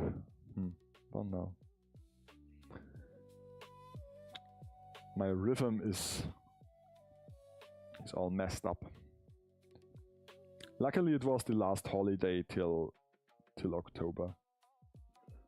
I mean, there is one in August, technically, but it's on a weekend, so it does not help me much.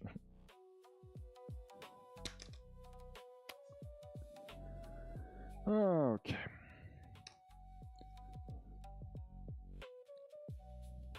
The hard thing is that I only do like 2 sides of them, and I'm like, oh, I'm making good progress, and then I remember, oh, I have to do the other 2 sides as well, so.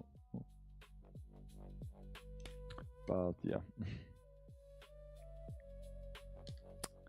It has to be done.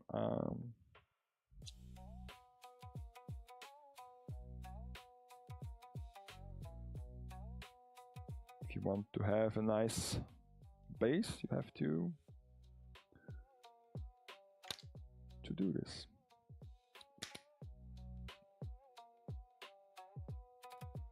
At least it's not a hard thing to do. It's not like very complicated, or you don't have to pay much attention. Those are those moments where you can shut off your brain, and I have done many of them. Since I moved here and since I've started with the new batch of figure photos, I've never have done one of those like paper flower like props, but at some point I might have to do them again, and those are also like kind of mind-numbingly task. To cut out all those petals for the flowers. I mean, you have stencils for this, but still. And then you have to convert them into a 3D object, and you have to do this over and over and over and over again, because what's one flower? And one flower is nothing. You have to do a bunch of them, like a whole field. Then, you know.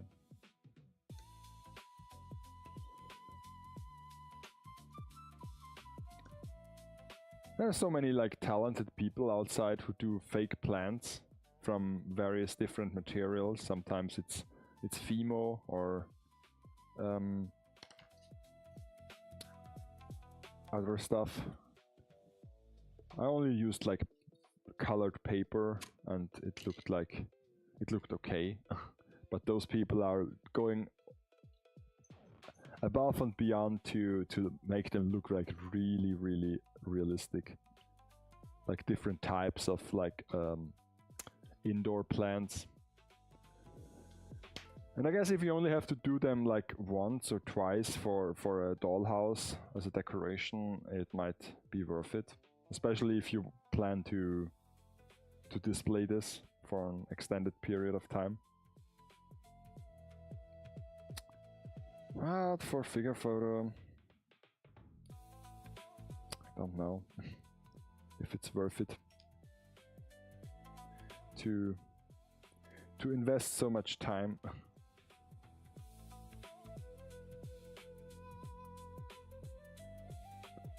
And to have it so lifelike.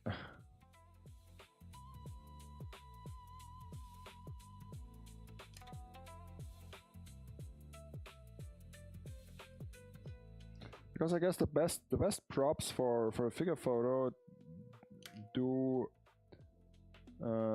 adjust in terms of quality and detail and level of detail according to the figure in question. You know? So if you have a fairly detailed and lavish figure, you might always have to do some detailed miniatures to accompany them. But if you have a very crude figure, if they even make those anymore, but maybe some older ones, you can also adjust the miniatures that accompany them, because otherwise it would look like strange. It's also the thing if you combine like real life objects with like figures, because it's like a shifting in graphic. If you have like a real life scenario, and then you have like basically a 2D flat element that is just like sculpted and painted, but basically is based on a 2D object. Honestly, I don't know what I'm talking about today. It's all a bit of a blur.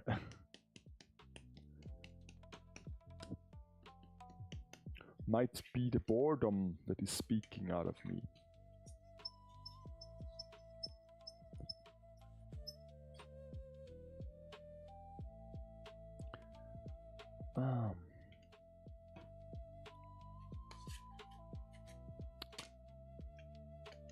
That's so satisfying if you can just plop it on there and then it's all covered up. But the beams are a bit more work. Well, then again, those are the more important parts of the base. I still don't know what the deal of this figure is, to be honest. Why there is so much like destruction happening? What's her deal? Why does she like destroy the garden? Because this is like garden version, so in a sense it's quite fitting that I'm doing this right now, this figure. But I don't know the motif of this scenario. I mean, there is this one soul flower on her sword. I guess this is representing the garden part. Then again, in Asian culture, it's not uncommon to have a stone garden. This is like the thing that everybody does not like here around. People that do a stone garden, like their front yard, they take everything out, just cover it with like pebbles and stones and rocks, and then they will just put in those like kitschy Asian decor, like a Buddha statue or like some of those stone lanterns, or what's it called? A heron, the bird. I think that there was this, was it a Ghibli movie, The Boy and the Heron? Because otherwise I would not know the English name of this bird. I would say it's a swan, but it's not a swan. A heron. It's funny because a herring is a fish in German, and I guess a herring would be like a source of would be some food for the heron. It's a funny language thing. Yeah. But yeah. Sometimes you see those around here, the heron, standing in the river and waiting for some fish to come by.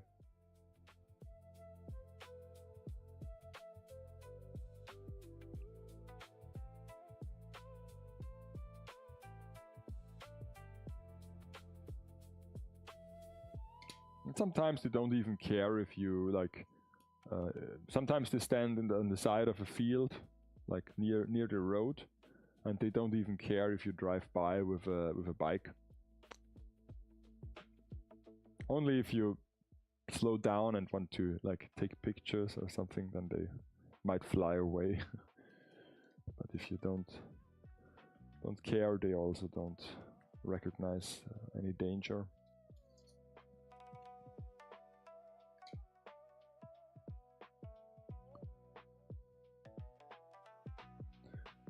Our like, do you mean no, not Howl's Moving Castle? It wasn't it The Boy and the Heron? This was like a fairly recent, I guess it's a Ghibli film, is it? At least it was like pretty acclaimed.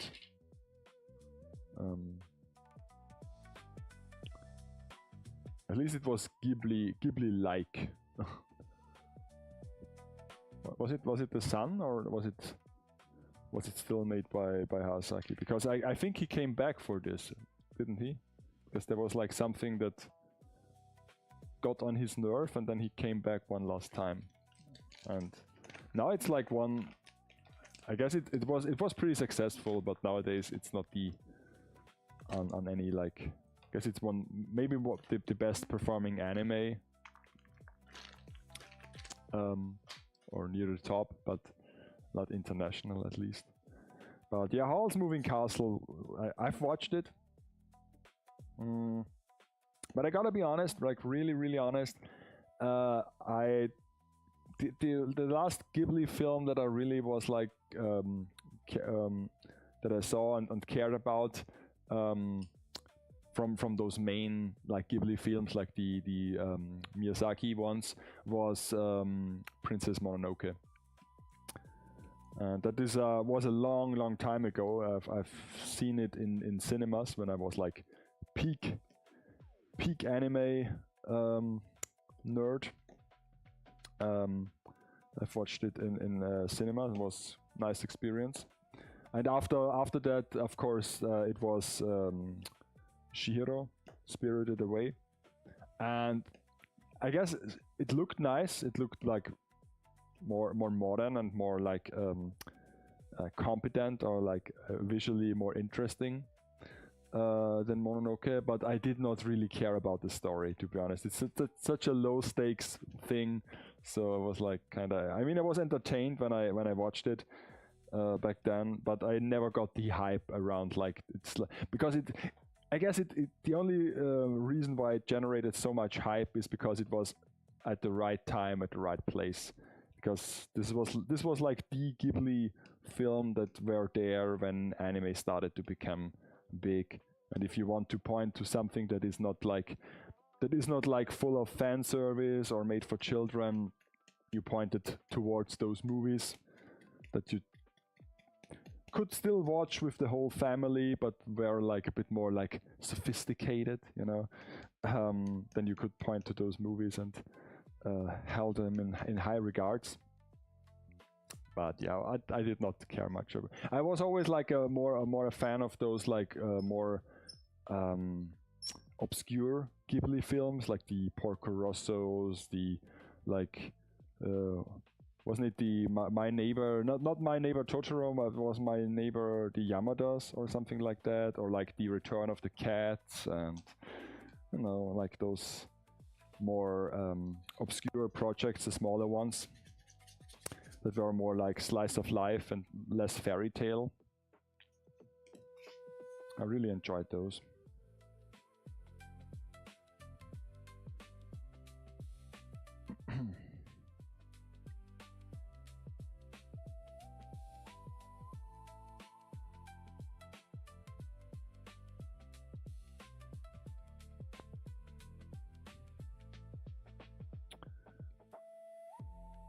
Yeah, Ponyo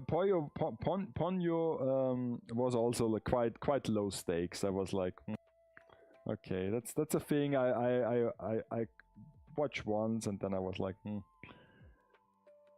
I mean, I get it that not every movie has to be like big stakes and big action and big drama, but sometimes it's like, what was even the point of that? Besides of nice visuals, of course, but because that's kind of a given with like Ghibli movies, that they tend to look nice, especially for like traditional animation, for hand-drawn stuff, and like without many CGI. I mean, wasn't there this the one terrible CGI one that everybody hated, that were like almost like the anti Ghibli, that was done by, wasn't it done by Miyazaki's son, the Earwig one? The one time they tried to like modernize and experiment, and it backfired. Oh well, that one looks like an enchilada, isn't it? Like this like cheese thing, the dough that is filled with hot cheese. We have to look at make to look at more stone-like. Otherwise, people would say it's a baking thing. Let's see if I can form it more stone-like.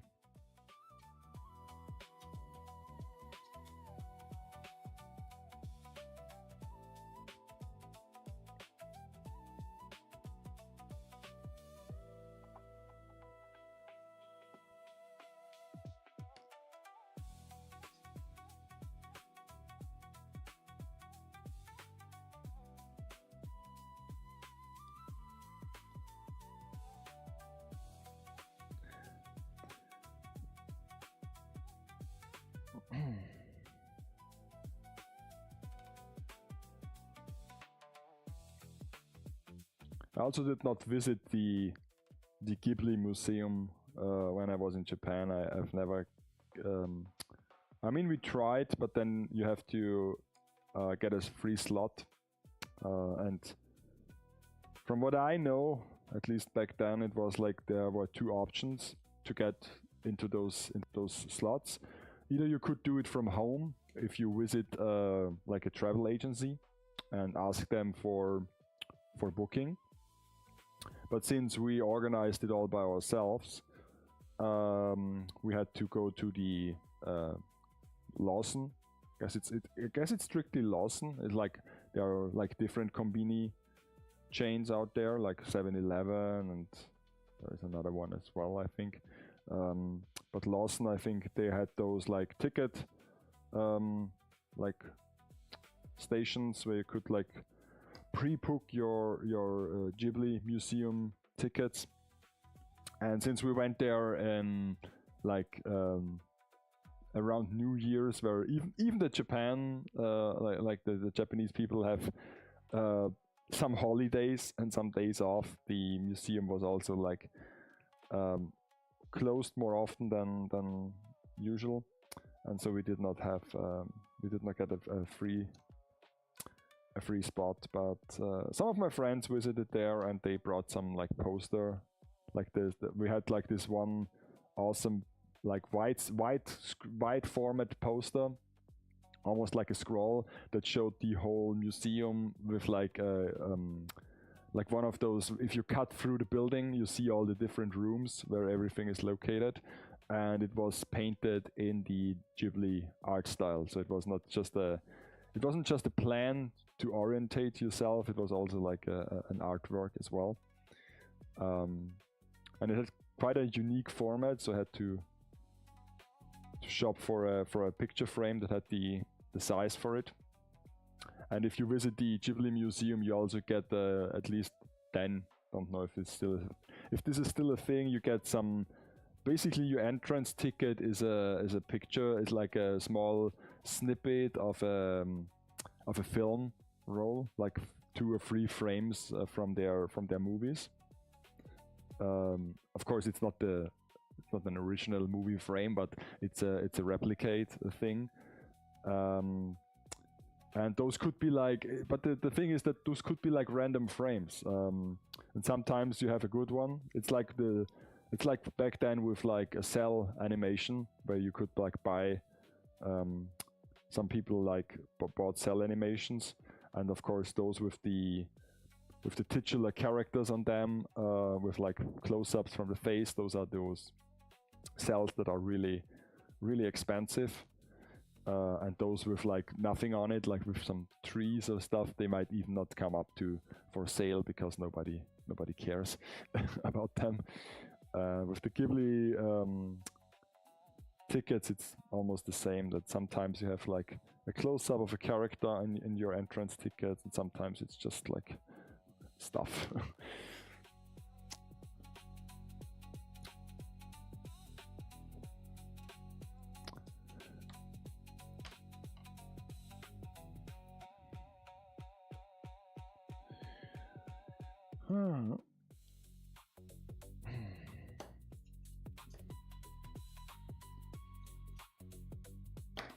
But to be honest, I did not hear about a new film of Ghibli, besides the Heron thing, because it was pretty big back then.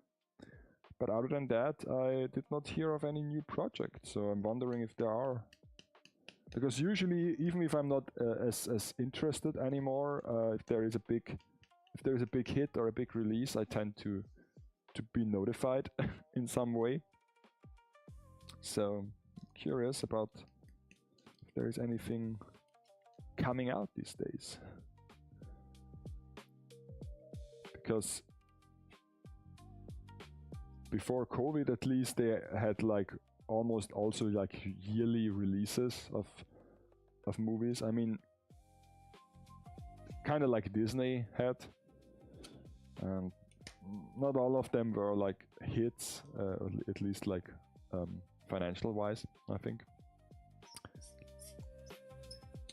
And they all tend to also look kind of similar, at least to me. So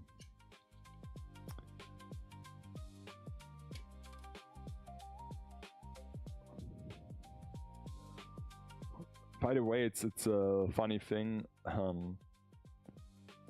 Yesterday, when I because we were out of town, when I drove home late at night, I was driven, so I did not drive myself, so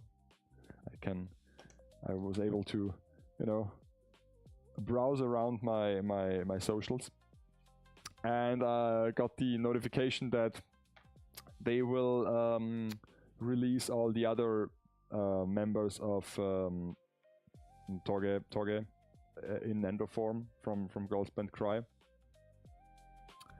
I mean, for me, this was always a given. I always doubt that Nina will be the only Nendo in this line. But it was a surprise that it took so long for them to announce this. But now they announced all of them at once.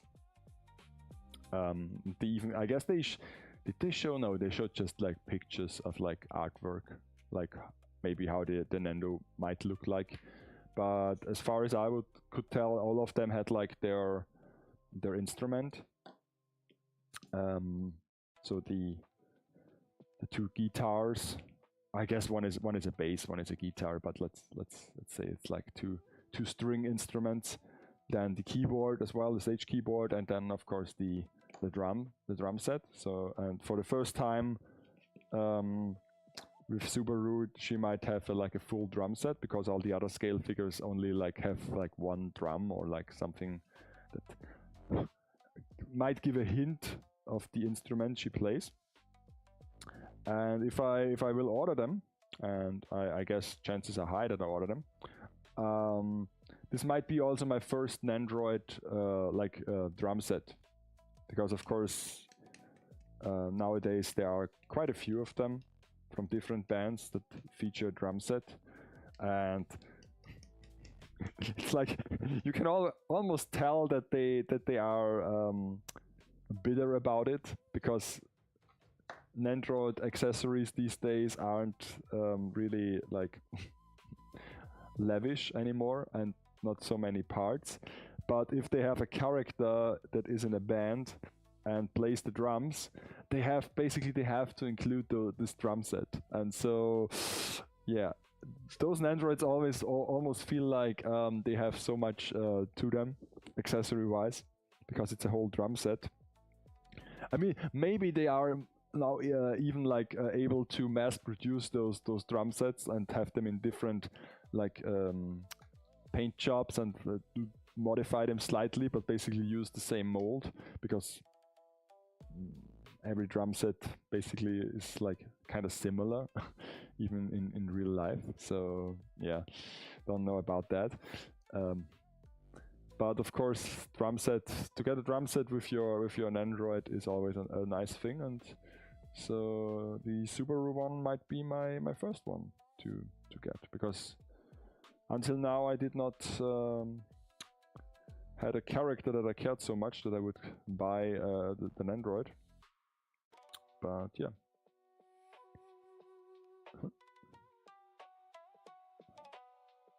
And scale figures, they tend to don't do this to release a whole drum set. Might have to look up if there are like scale figures that feature a whole drum set. I'm sure there are one, but I know there is at least this one MyGo set, but this is a garage kit thing of this one like circle that did them. Looks very awesome, and of course I guess very expensive if it's even like for sale. But it's basically the street scene, the street musician scene, and it also features a whole drum set, and also some nicely colored umbrellas, because I guess they play on the street and it rains a bit, I think. So yeah, it's an awesome looking garage kit set. Oh my god, camera is like. I mean, I guess I can like turn off the autofocus if I have a stationary camera now. The camera also gets oh my god, it's half past 11 already. Oh my god. For some reason, I've still like watched the clock on the wall, not the clock on the screen.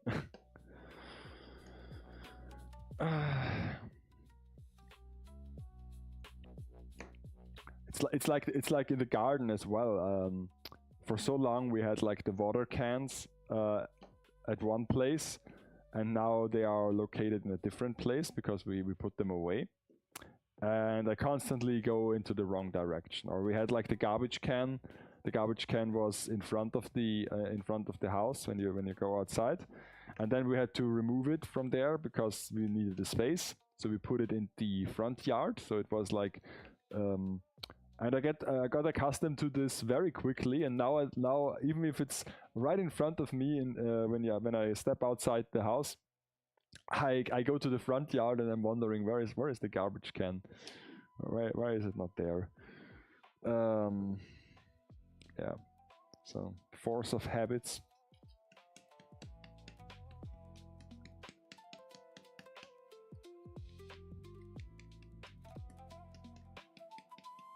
Since so many things got relocated in a short amount of time, I'm frantically searching all the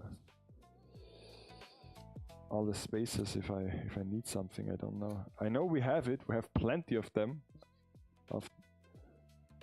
Like if I need a bucket, for example, I don't know. We have like so many buckets, but if I need one, there isn't one available.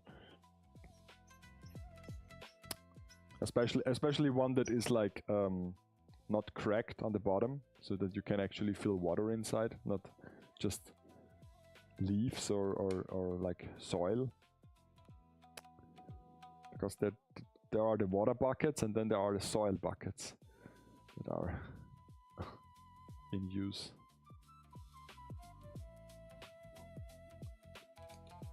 Every bucket starts out as a water bucket, and then when it's in heavy use, it gets depromoted to like a soil bucket or leaf bucket.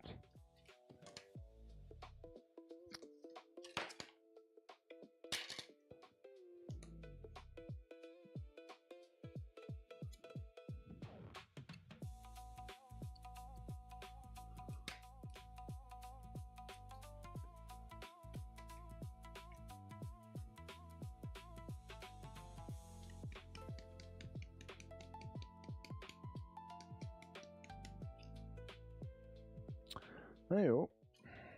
I don't know. The cool thing about this is that once this is covered in clay, the paint job will be done very quickly in comparison. And after that, gluing it together will also be not much of a task. So yeah, I might be able to do this photo very soon. I think it's one of those, like, now you don't see any progress and you think, oh, this is still so much work, but then, you know, the last couple steps, the last couple percentage points, they tend to go very, very fast. Sometimes you don't even realize it, that you are nearing the end of a project. So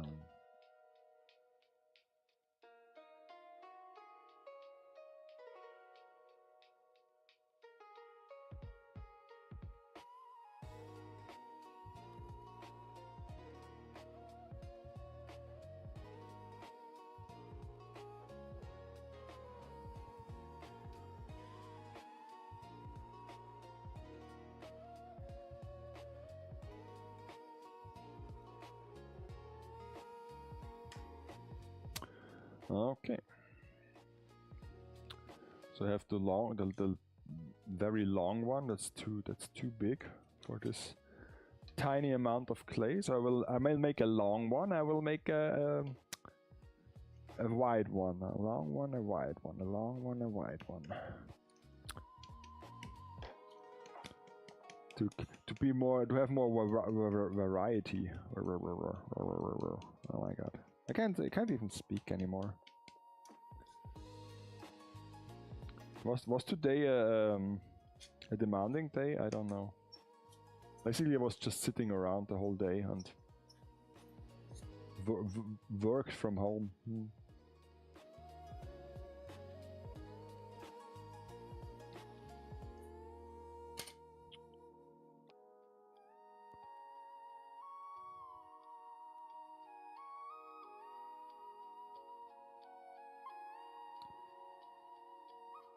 The only really productive thing I think that I did today, that I was procrastinating for almost too long now was I did my taxes.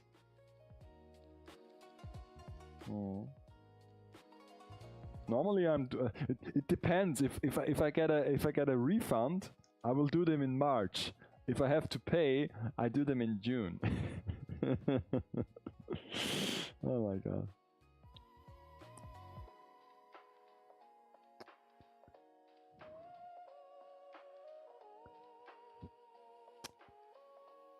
But if I get a refund, this only means that I made a loss during the year. And if I have to pay, this pretty much means that I made a profit last year. So I don't know what's better.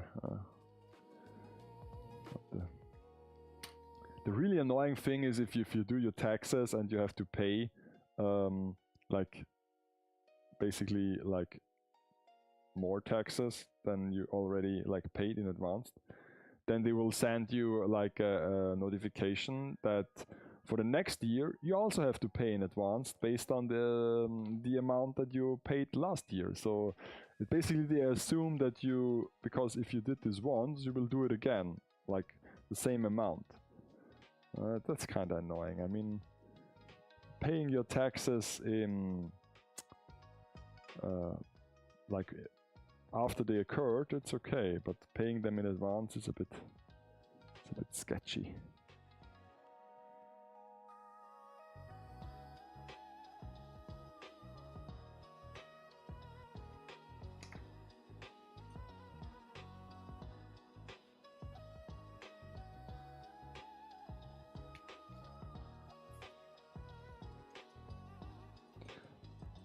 Luckily, it's quite easy for me to do them. I don't get many deductions because, you know, I don't have like kids, or I'm not like medical. I'm not in any like medical issues or like disabilities. So there are so many like fields in a text form that you can fill out, and I'm like, I don't need any of them. Just have to state how much I made,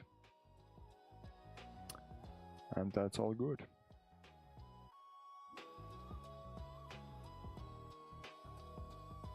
Even things like the home office or like commute is already automated these days. It's still crazy for me to think about that in the year 2026 that we still have like an incentive, like countrywide incentive, that if you have to drive a certain like distance to your job, that you get like a bonus or like a compensation. And it's not even that far. It's not like if you drive like 100 kilometer or like 50 miles for one direction each day. No, it starts at like 15 kilometers or like 20, and it basically also depends on if it's like reachable with like public transport. And how long it might take, and yeah, it's kind of strange that this still exists.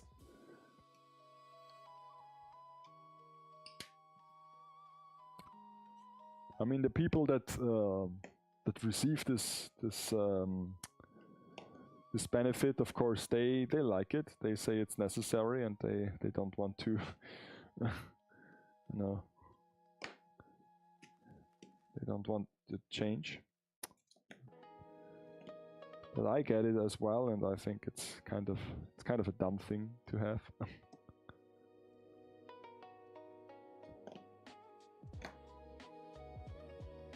Because basically, if a company like wants you to work for them, and you are not from around, you're not from in the area, but they really want you to work for them because they need your skills or your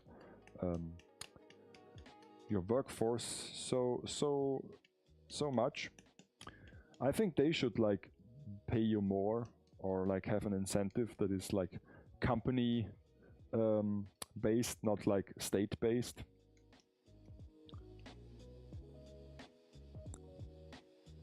Oh damn.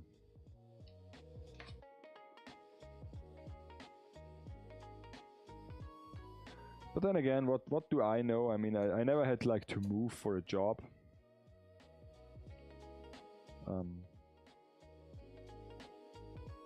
So, and the only reason why I get compensated is because I do the opposite what many people do. Like they live in the suburbs or like at the countryside and drive to the city each day for work, because the city is where the work is, where the jobs are. But I do the opposite. I live near the city in the suburbs, and I drive even farther away into the countryside to my job. So yeah, and since those places aren't like as well developed when it comes to transit, public transit and transport, you get like compensation quite easy.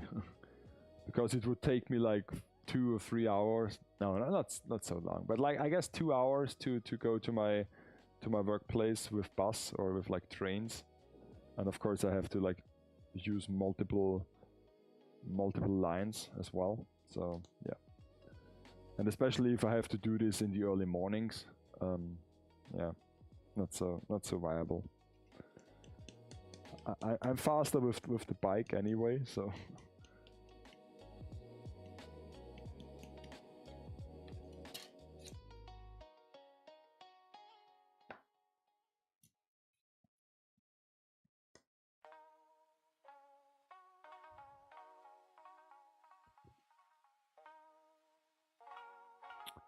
But yesterday we visited quite a rural area of our county, and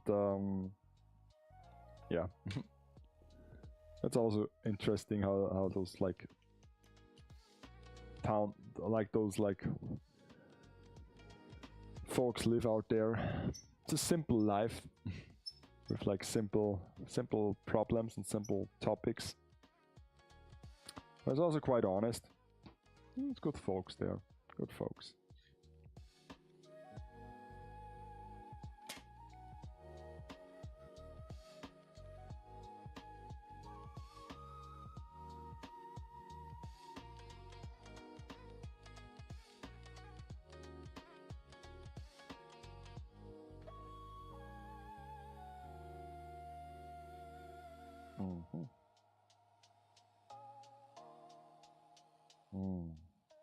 I'm also getting hungry again. I had some like kind of lunch, like leftovers from like basically Sunday's family dinner, and basically it was just rice, like some like wild rice with some like brown bits in it, like those. Not the usual like white rice, a bit of a brown rice as well. And I've just like there was so much rice left, and I just make the egg fry rice, but kind of sloppy. And I just had a lecho, like paprika, like bell pepper, and I just threw it all together. But it tasted quite nice, and there is still a portion left, so I will eat this after the stream as a midnight snack. Those midnight snacks. That's the real reason why I'm doing those streams, so that I can, after the stream, I can like tap myself on the shoulder and say, "Oh, you were so productive. Here, have a snack." And every midnight snack comes with a dessert as well, of course. So yeah. Well, this will be hard times if October rolls around, and I can't eat any sweet things. Nowadays it looks like, oh, it's so much time till October, but if we be honest, summer already is has started. Now It's only less than 1 month until the school close for summer, and then it goes very quickly until it's fall again. But I've checked the weather, like weather report for the next couple days. There is no like real heat wave in sight, so I guess that's a positive thing. Because based on the very hot and dry May that we got, especially in the first half, people got worried because if this continues, then it might get really annoying this summer. But then June is most often is not so hard and not so stable anymore, I guess. The real pain only starts in July and August. Luckily, then the sun already like settles a bit earlier, because we have midsummer, you know, at the end of June. That's the day when you can go to IKEA and shop. Midsummer. Is it solstice? Is it? I guess it's solstice, isn't it? Like summer solstice. Yeah, that has to be the thing. Summer solstice.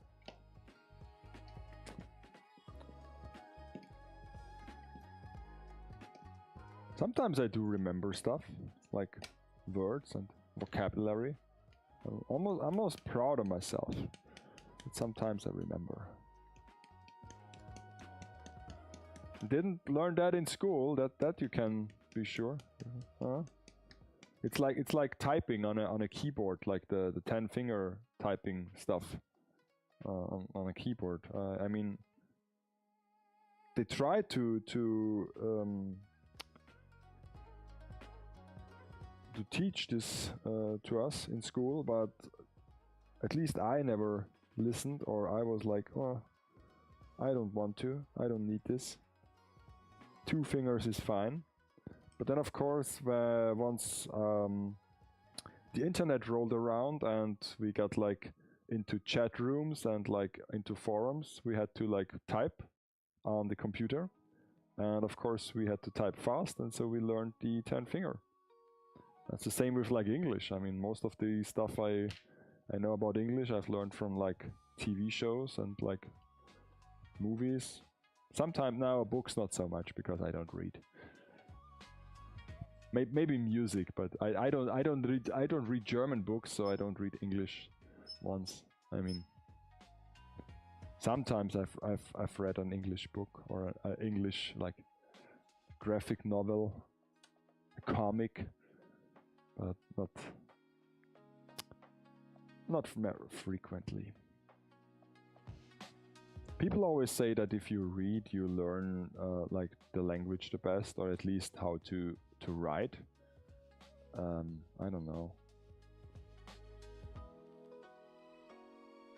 I don't know how much you have to read until this effect settles in, at least for your native tongue, because they always say that if you have like problems with spelling, or like how to where to like put certain like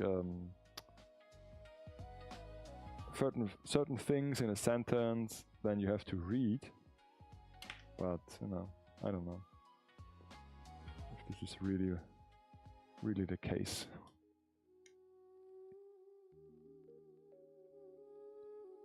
Maybe you have to read and be like very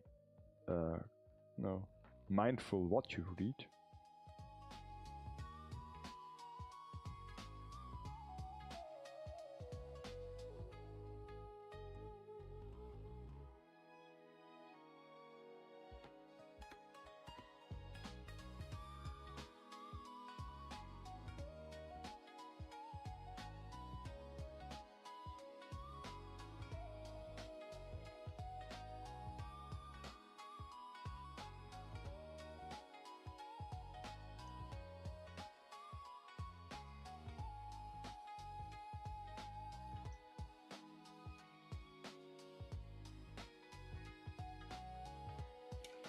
This looks like some piece of a meat, like some tenderloin, like something like a pork chop or some stuff. Maybe we can do some barbecue on Sunday if the weather holds up.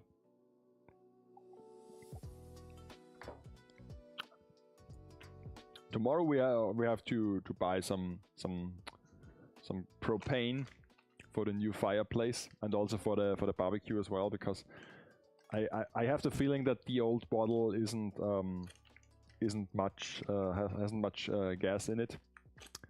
I know you can check it with like some scales and whatnot, but you know, just I have to just lift it and then I can, you know, assume how much is left. But luckily, if we do barbecue, we don't need the grill for an extended period of time. Just like 10-15 minutes, then everything is like cooked. Sometimes 20 minutes, but we don't let the grill fire like an extended period of time, like for hours on end. And why is this not settling to the plate? Yeah, what's happening? What is happening? Is the placemat getting tired? Maybe it's like, maybe I should like clean it a bit. It's like if I put this in the 3D printer, would it go well?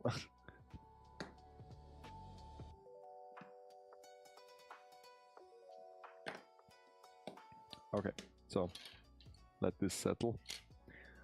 Let this settle in.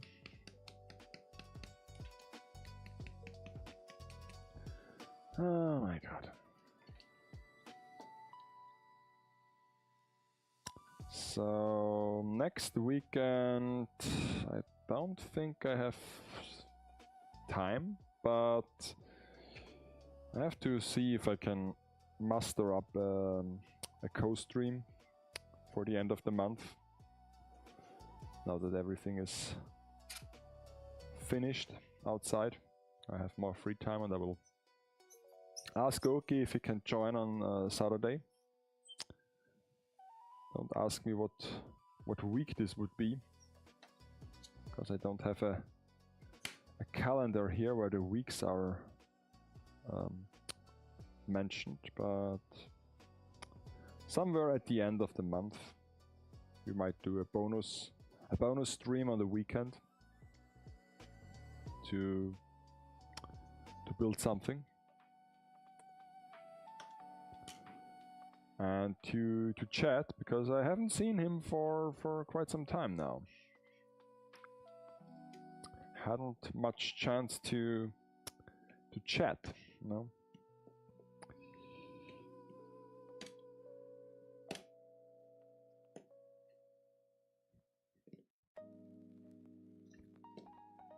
I also have to press him about this this Japan flight.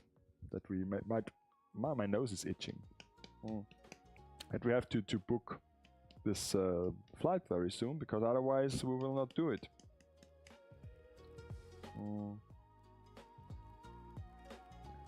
And if we wait any longer, oh, thank you. I wish you a good night too.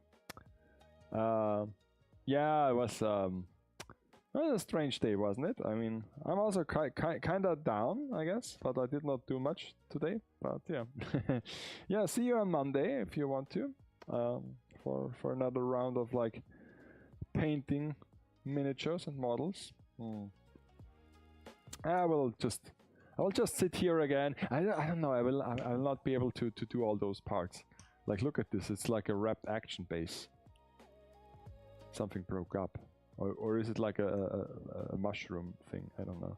But yeah, I won't be able to finish this, so I will do it over the weekend. Let the weekend shift do all the work, so that next Friday we can paint this fake base.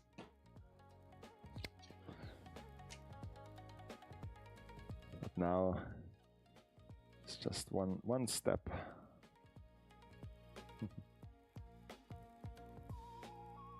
Oh yeah.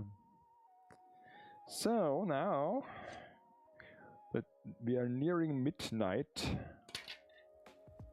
so it's always like crazy how fast the time is moving in those streams. I mean, I started 9 Central European time on Fridays at least, because on Monday is 9:30, and believe it or not, this half an hour makes all the difference, at least for me when it comes to preparations before the streams. It's like, you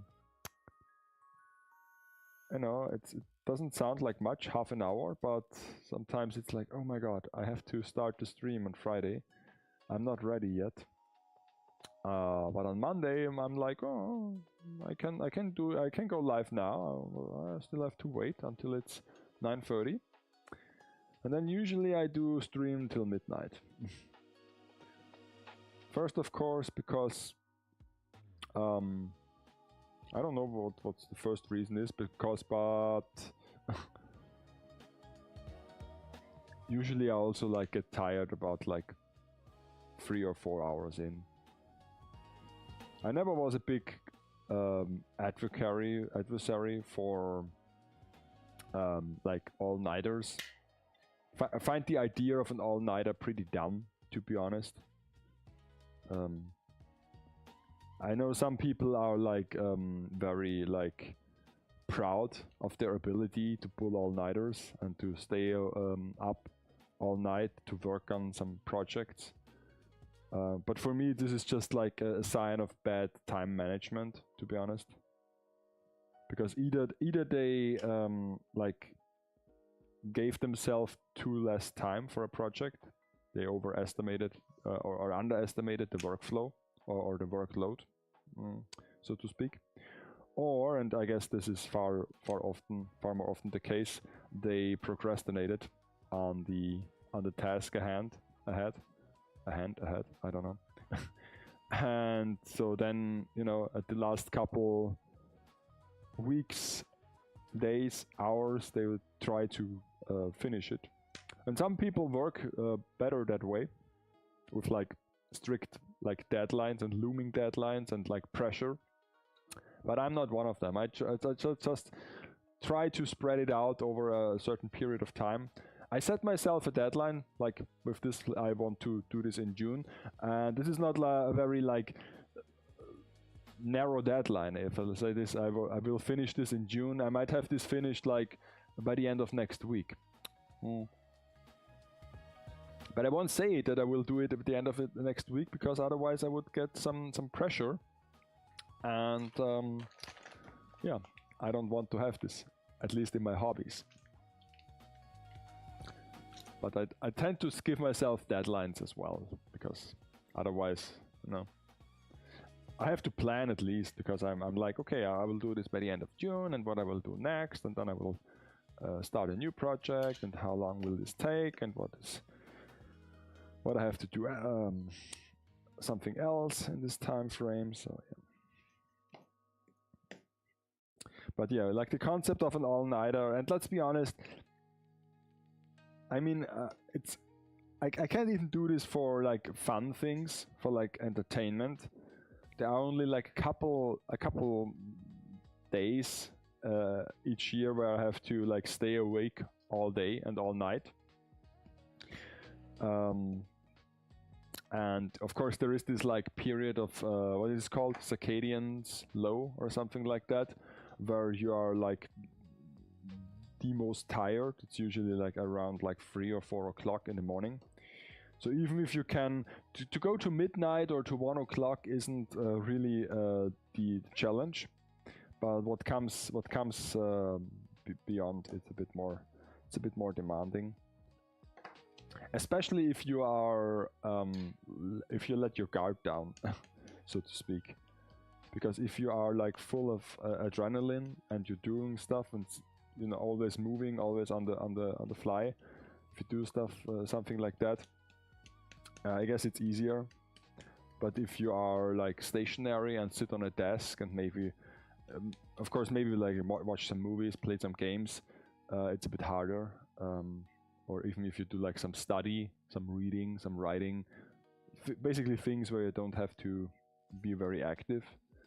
This might. So you might get really tired. And what I've of course, if I stay awake for an extended period of time, I can do this. Like I said, especially if I have something physical to do, so I don't, you know, I won't fall asleep while walking or while standing. But when I have those moments, and those, then they are over, so the workload is over. And if I sit down somewhere and if I rest, then I will get really tired, and then I might start to sleep. So yeah, at some point the body will just shut down and try to regenerate. I mean, if you don't take any like supplements or like enhancing drugs, but let's say you don't do this, then it will shut down eventually. And sadly, you cannot like store your sleep, or like, it's like the same thing with food. Wouldn't it be nice if you like, it's always the saying that I bring up, that regardless of the quality and the price of the food, you will be hungry tomorrow. It's not like a video game where you basically can eat some special food, some high potion that gives you more HP than some lower like food item. But it's like the basic food item in every video game is like an apple that gives you like what, 5 HP, and then you have like the big roasted turkey that gives you like 120 HP. Sadly, real life food doesn't work that way, huh? Wouldn't it be awesome if there would like be, if you buy some very expensive food, like let's say some steak or some like truffle, or like, you know, like, or maybe even some sushi or something, and if you consume it, then you won't feel hungry for an extended period of time, like for like 2 days or 3 days instead of like the next day. I guess then expensive food would make far more sense. And if you like, if you consume like garbage, like fast food or like bread, then you will be hungry constantly. You have to constantly eat and buff yourself, like a colibri, hummingbird, colibri. Yeah, that's a German one. Colibri. A hummingbird, is it? So yeah. And with sleep, it's the same thing. Wouldn't it be nice if you say, okay, I now have like I sleep 3 days, like really like a Sleeping Beauty thing, like sleeping 3 days, like 72 hours, and then I can stay awake for the same amount of time, but it doesn't work that way. Maybe we will achieve this this level of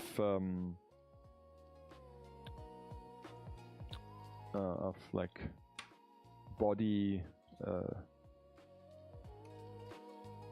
body function at some point, with like some neurochips inside our brain, some cybernetic implants, some cyberpunk stuff.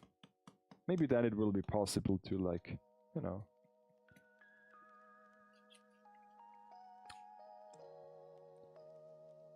sleep for days and then stay awake for days at the same time. But for now, we have to sleep. So yeah, so like I said, I don't get it if people see pulling all-nighters frequently as an accomplishment or like a positive thing to mention.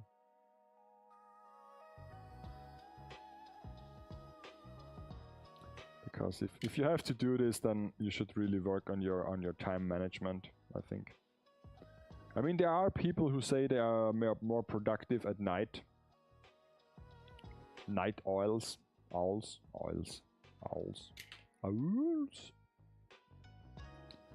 but I don't know. I mean, yeah, working at night might be beneficiary because sometimes you have like, there is not much noise, it's quiet. In the summer month, it's also the coldest and the most like chill, where during the day it's hot and you can't concentrate, but I don't know. If like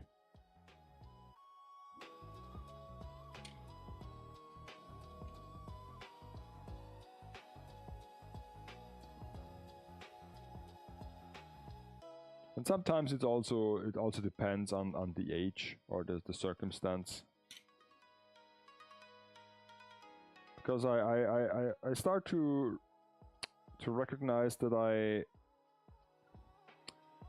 it's getting harder and harder to get up in the early mornings for me. A couple of years ago I never had like problems with it. But nowadays it's like, oh, I have to stand up at like 6 p.m. 6 a.m. and if I don't take care, and I will just snooze and snooze and snooze, and then it's like 8 o'clock, then I really have to get up. Especially the days when I don't have like any appointments, it's getting harder and harder to stand up and to be active in the early morning. If I have plans, then it's not a big thing. I can do this. If I have to drive somewhere or I have to be somewhere like at an event, I can do this. But if it's just a normal weekend day and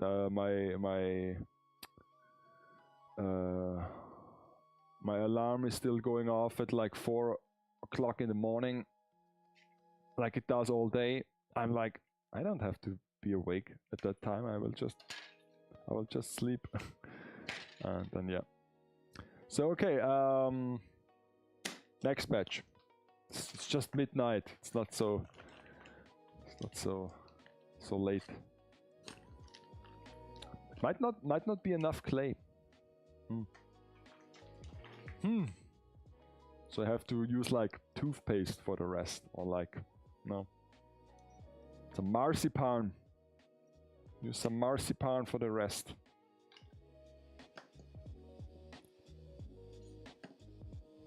I guess I have like still like some bakery supplies from my mother here, like nearby, in one of the cupboards. One of those like sugar pastes that you use for those like decorative cakes. That is basically just like clay or like some marzipan. It doesn't taste very well, but you can at least shape some cakes and some like like all those objects where they're not sure if this is cake or if it's a real object. Those are made from sugary paste. Those cakes are barely edible. This is coming from me, who is like not very sensitive when it comes to sugar overkill, but if you have like 1 or 2 centimeters of sugar paste around like the cake, it's almost like a watermelon situation where you have a thick scale of the watermelon, like the green stuff, and inside the red stuff is just very tiny. But those are like the cakes my mother made. Like she had a phase where this was very in to bake all those decorative cakes in various shapes. But nowadays she settled for more like traditional stuff. Like yesterday we had like we were in charge of the dessert, because this is what you do when you have like a party at the countryside. You bring your own cake, and so we had like Schwarzwälder Kirsch.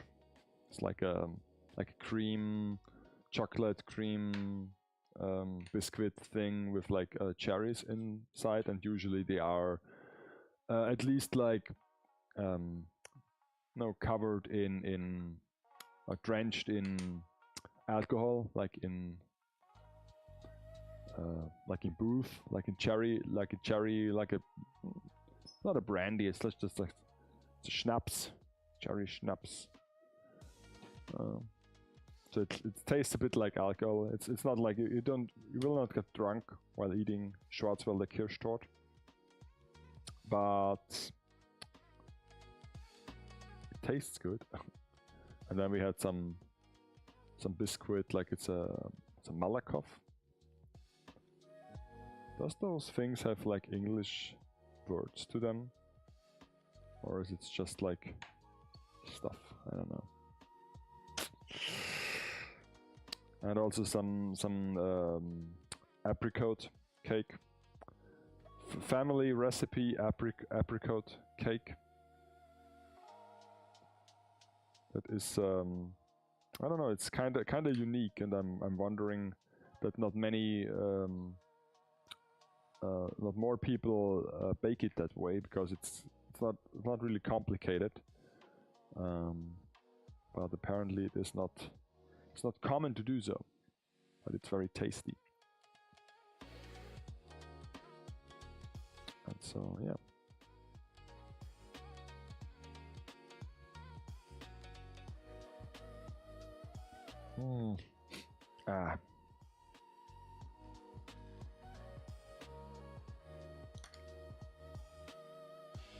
Okay.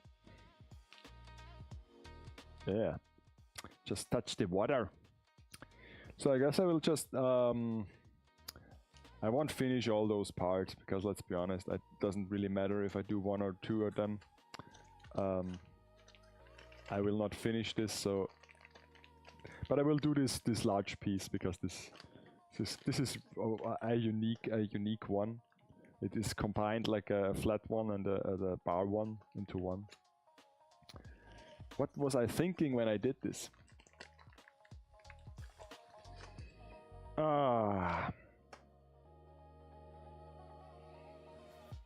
Oh yeah. Oh yeah. So we need a large flat piece to cover all of this at once. But I guess I will just cover this, the flat part, and then I will just cover the stem separately. Let's see how it goes.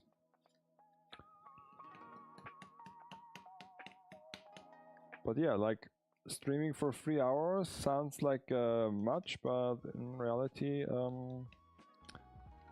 flies by quite quickly. This also gives me and you an indication how much work this really is, like sitting here. Because normally you wouldn't see this, wouldn't you? I mean, just, you know, look at the finished picture. And don't ask any questions about it. So let's see, I can cut this here.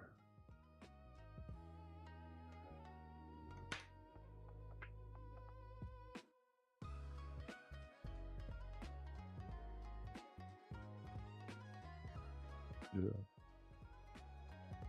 Cover it with clay isn't really like as fun as it sounds. Does it sound fun? I don't know. I'm really torn if I will do the video for her review this weekend. I kind of want to, because it's not super hot these days. So in the studio upstairs, it's bearable to work there at the moment. Because if it's like really hot in the summer month, it's kind of unbearable to be there and to wear like a jacket and like nice clothes and to film. Because not only have you the heat of the sun and like the room itself, you also have the lamps, the equipment that produces heat. So yeah, not the most fun thing to do in the summer months.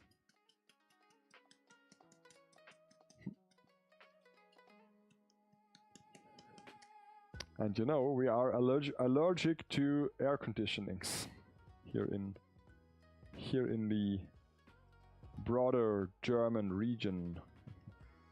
I've seen so many people, again, like international visitors of Dokumi, that were always like a shock, a culture shock if you come here, and basically air conditioning is a thing. We know what an air conditioning refrigerant cycle is.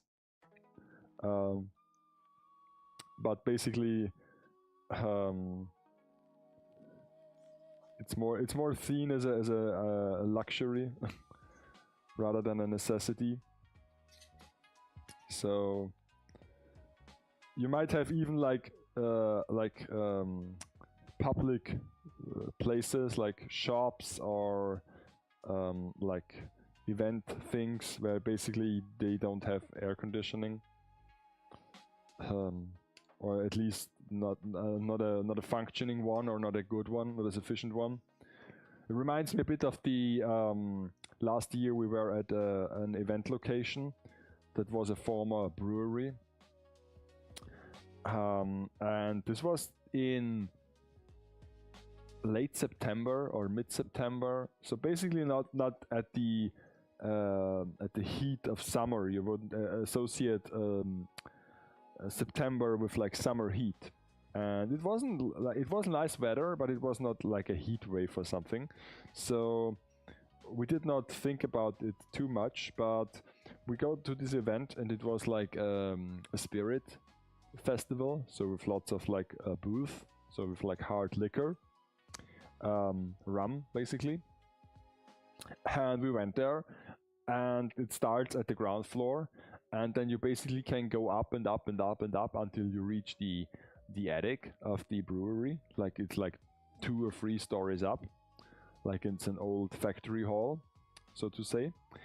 And with each step you get near move upwards, it gets harder and harder and harder. And at the top floor, where certain vendors were located, it was barely, you know, it was really uncomfortable to be there. It was so hot, because, you know, you had like the weather. It was quite hot outside still for September.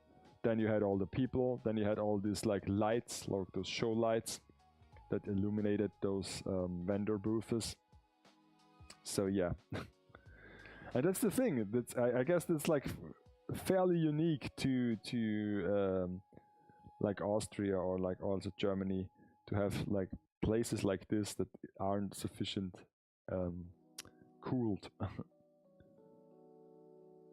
Also our schools as well. I mean that's basically the reason why we have like summer vacation, that you can close the schools in the summer month where it gets really hot and nobody wants to study. But nowadays, like, you can have a heat wave in June, you can have a heat wave in May. So people are start to take notice that, oh, our schools are not like you know, air conditioned at all. Some of them don't even have like shades or something. You can cover up the windows, because guess what? 100 years ago, when this school was built, they did not need that. So yeah. And of course, a school is like, it's even worse than a house, with like so many people inside a fairly tiny room. So yeah.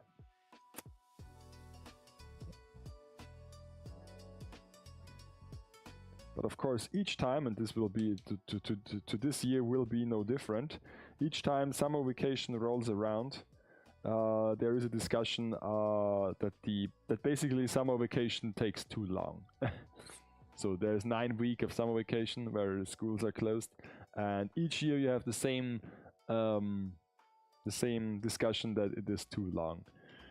Each year at the same time, also like summertime, wintertime, when we move the clock forward and backward each year, we have a discussion if we should continue to do so, and we discuss for like 2 or 3 days when the topic is relevant, and then we will continue with our lives and come back, circle back to it next year and start again.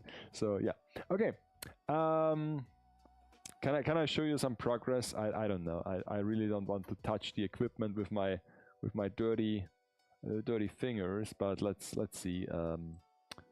Let's zoom out a bit, and then we have like all those parts here that are partially done, and down here we have the like more flatter ones that are basically done.